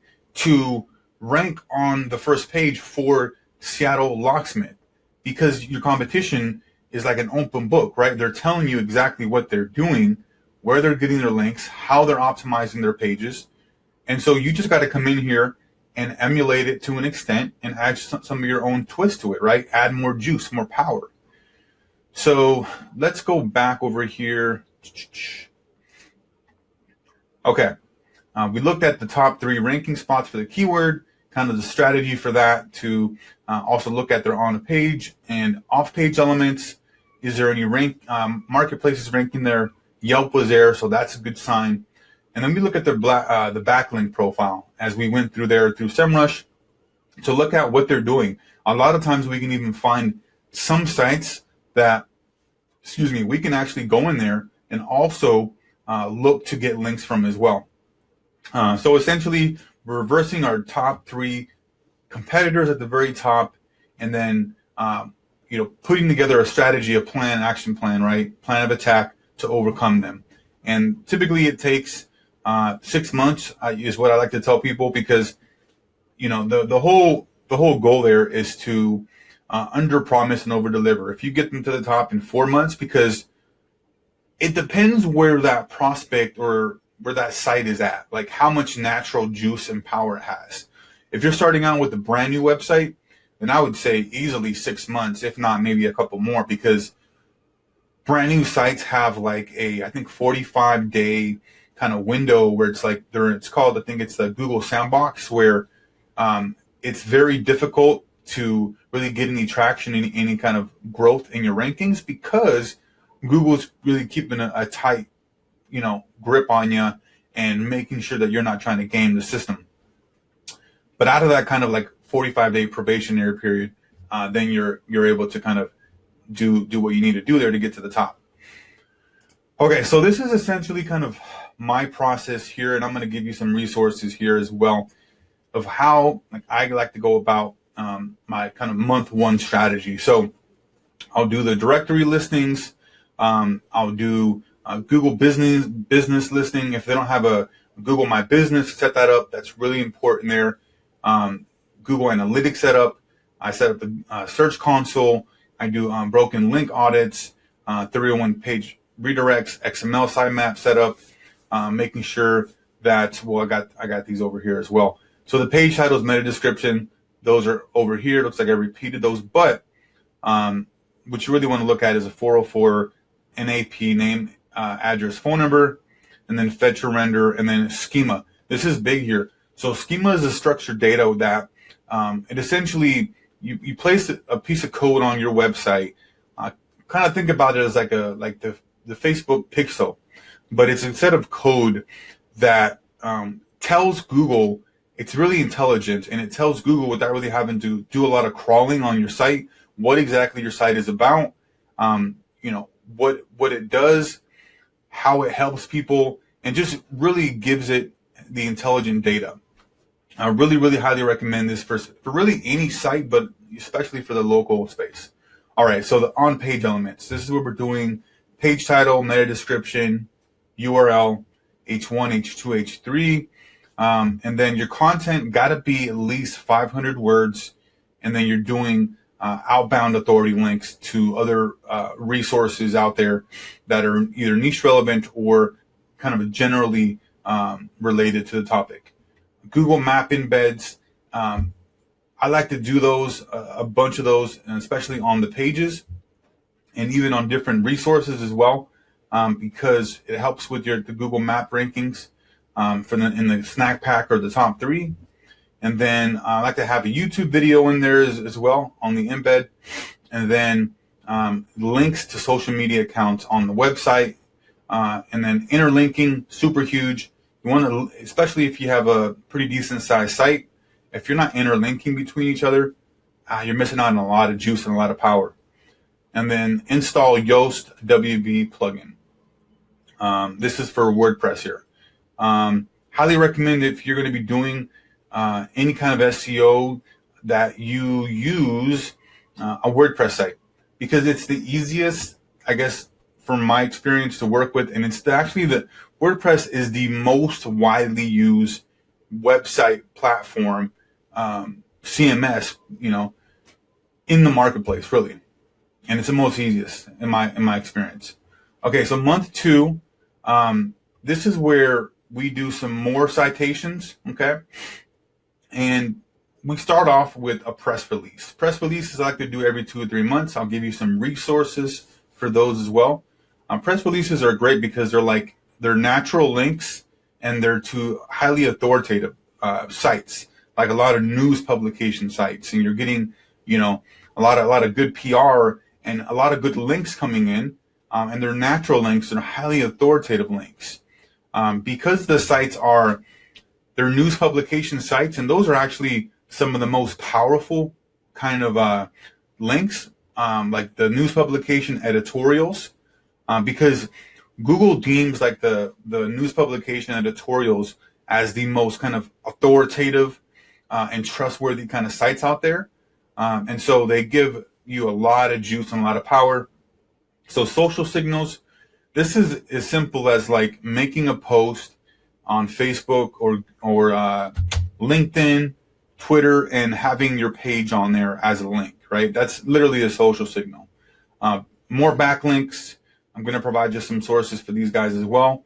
And then if we're able to also find some 301 redirects from other domains, this is where you can go on different sites, and this is kind of more of an expert kind of advanced level thing where you can go and try to find domains that are going to be expiring or are soon to be expiring. I think there's like resource like Domain Pop. GoDaddy even has a platform that you can go in there and buy domains that are about to get expired, or even some aged domains, and literally 301 redirect that domain to your site or to that page and immediately pass all that juice and power. So continue to do some more listings here. It's important to have the local listings for the business, have the name, email, and phone number, and have it be exactly the same every single citation, because the reason why a lot of people are not ranking on the maps, because they have this error here. They have the listings and it's all over the place. They got wrong information and it's just not a good setup.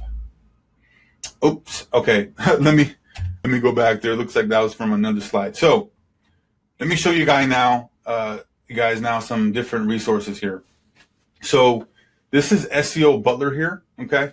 And this is definitely one of the best places that I found to get citations. Okay.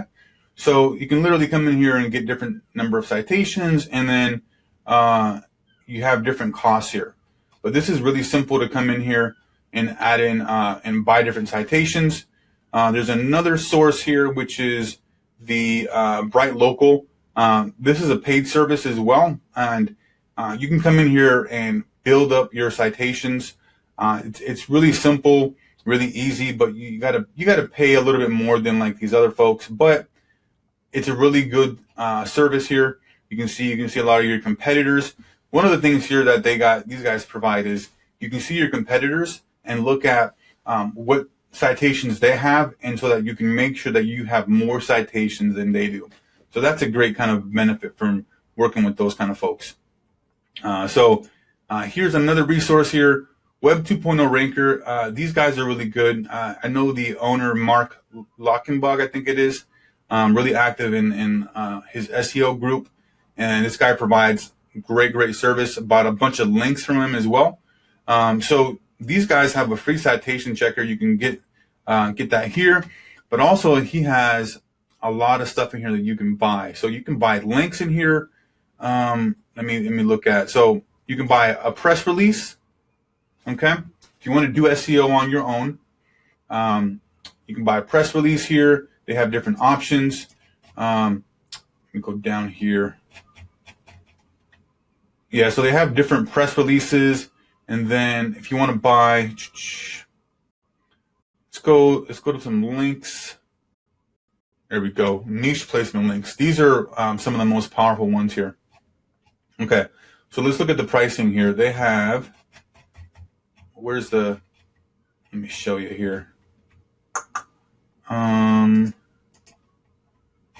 They should have. There we go. Let's go to niche placement links. Should have them here. Yeah, these guys. So typically what these links are, they're niche placement links, and these links are really powerful because what they are is they're essentially broken links. So they'll go and they'll find aged content that has broken links on there, and they'll look to add in links in there or replace links that are no longer valid. So the links are super powerful, right? So they have here 5 real site links, 10 site links, 20 links, 20 real site links, and then you can get different packages. So 5 site links monthly, 54 each, 20 site links monthly, 39 each. And so, I mean, they have a lot of great links here. If you want to buy, looks like one-time editorial links, you want to buy 1 link, $44.95. So these guys are a great resource. I highly recommend them. I've used their links a lot, and they work extremely well. Now, if you are someone that has a really good understanding of SEO, understands it, really, doesn't want to do a lot of this, manual work, because I remember when I first started doing this stuff, it was, hectic as heck, because I was just like doing everything. I was getting the backlinks. I was doing all the on-page stuff. I was doing all the keyword research. I mean, I was doing it all. And SEO, in all actuality, especially in the enterprise level, is broken down into groups. Like, some people only do keyword research. Some people only do on page, right? Some people only do backlinks. But what we were doing, and what I was doing really, is I was selling local businesses SEO, and I was doing all of that stuff myself. And I had a couple outsourcers that I was working with, but for the most part, I was doing everything on my own. And it was hectic, right? It was a nightmare, because in any kind of agency or kind of marketing consultant type of business, your main objective is to focus on getting clients in the door and having other people out there actually do the service for you, the work for you. So the number one resource that I want to provide you guys with here is Dashclicks. These guys are a complete white label fulfillment platform. They do everything as far as the SEO for you guys. They do a bunch of different types of services as well. But on SEO here, they actually have their own keyword tracker on the platform. But they have different packages here depending on kind of what you're looking for your client there. So if you want to rank a website for, let me go over here, 10 keywords, 20 keywords, 30 keywords, this is the actual price that you would pay them. And then you would obviously charge your client 2 to 3 times what this wholesale value is. So if you don't want to do any of the manual list building for directories, Google My Business setup, keyword research, backlinks, all of this stuff, research, you can have these guys come in here and do everything for you for a very reasonable cost. And it's completely white labeled. You can literally give your client access to their own dashboard and be able to come in and see all of their keyword tracking, all the keyword rankings in real time. So it's a pretty cool setup here. So this is everything that is included on this.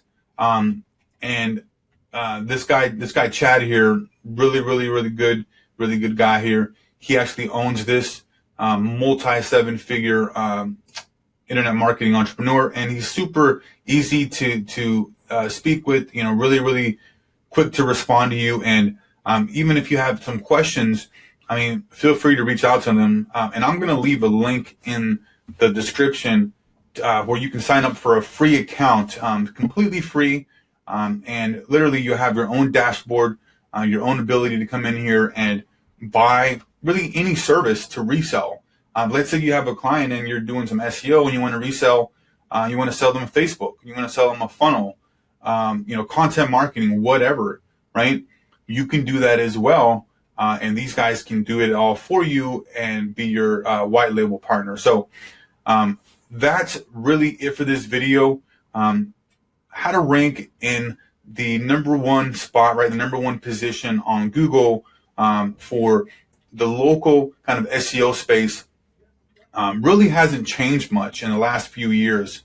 It's still about, making sure you have the right on-page elements, and then, actually sending backlinks to your page that you want to rank, because you're not going to do anything. You're not going to do very much if you just do all your on-page elements, right? Because what pushes your site up in the rankings is the juice, the power from other sites giving you authority, credibility by linking to you, right? And then Google saying, okay, this site is credible, authoritative, trustworthy enough. Let's put them up to the top. So that's it for this video here. One of the key things here with the local space that I want you to keep in mind also is the SEO as far as the maps, okay, and the local citations, okay? So if we go to citations here, citations are like Yelp YP.com, all these different, Home Advisor, all these different places that list your business with the link back to your site and have your name, address, and phone number. Those are really, really important for if you want to rank in the maps. Are these guys ranking in the maps here? I don't think they are. Seattle Roofing, Sharp Roofing, Better Roofing. So they're not. Okay, so that means that these guys don't have very good maps. Okay, see this guy, this is interesting. These guys are in the maps, number, I think 5. No, 1, 2, 3, 4, 5. Yep. And they have 0 reviews, which means, and I've been able to do this with other businesses as well, which means that they have their citations and a lot of them, and they're really well optimized. They have the right phone number, name of the business, and address on there, and they've done a fantastic job. So oftentimes you'll find that a lot of these folks up here are getting a large portion of the calls. So these guys would essentially do a lot better, a lot more volume if they were up here as well. Okay, because this guy Sharp Roofing is up here. Excuse me, number 2, and then he's also down here. I think number 5 or 6. So he has a double whammy there. So that's good for him there. But yes, I would recommend that you check out the Web 2.0 Ranker for buying links. This is one of the most trusted sources that I've been able to use. You can go on different places, such as like Fiverr. You can go on, where's other sites? Excuse me, I need to get some water here. So let's say you have like Fiverr. You can go to Upwork as well to that's more for like projects. But there's a lot of different places to go and buy backlinks. But honestly, take my word for it. I've bought some good links here. There's also people per hour. That's another source that I highly recommend that you check out as well. So there's so many different places to go out and get links, but I highly recommend Web 2.0 Ranker. I vetted them. I've used them multiple times, still use them, and these guys will work wonders with you.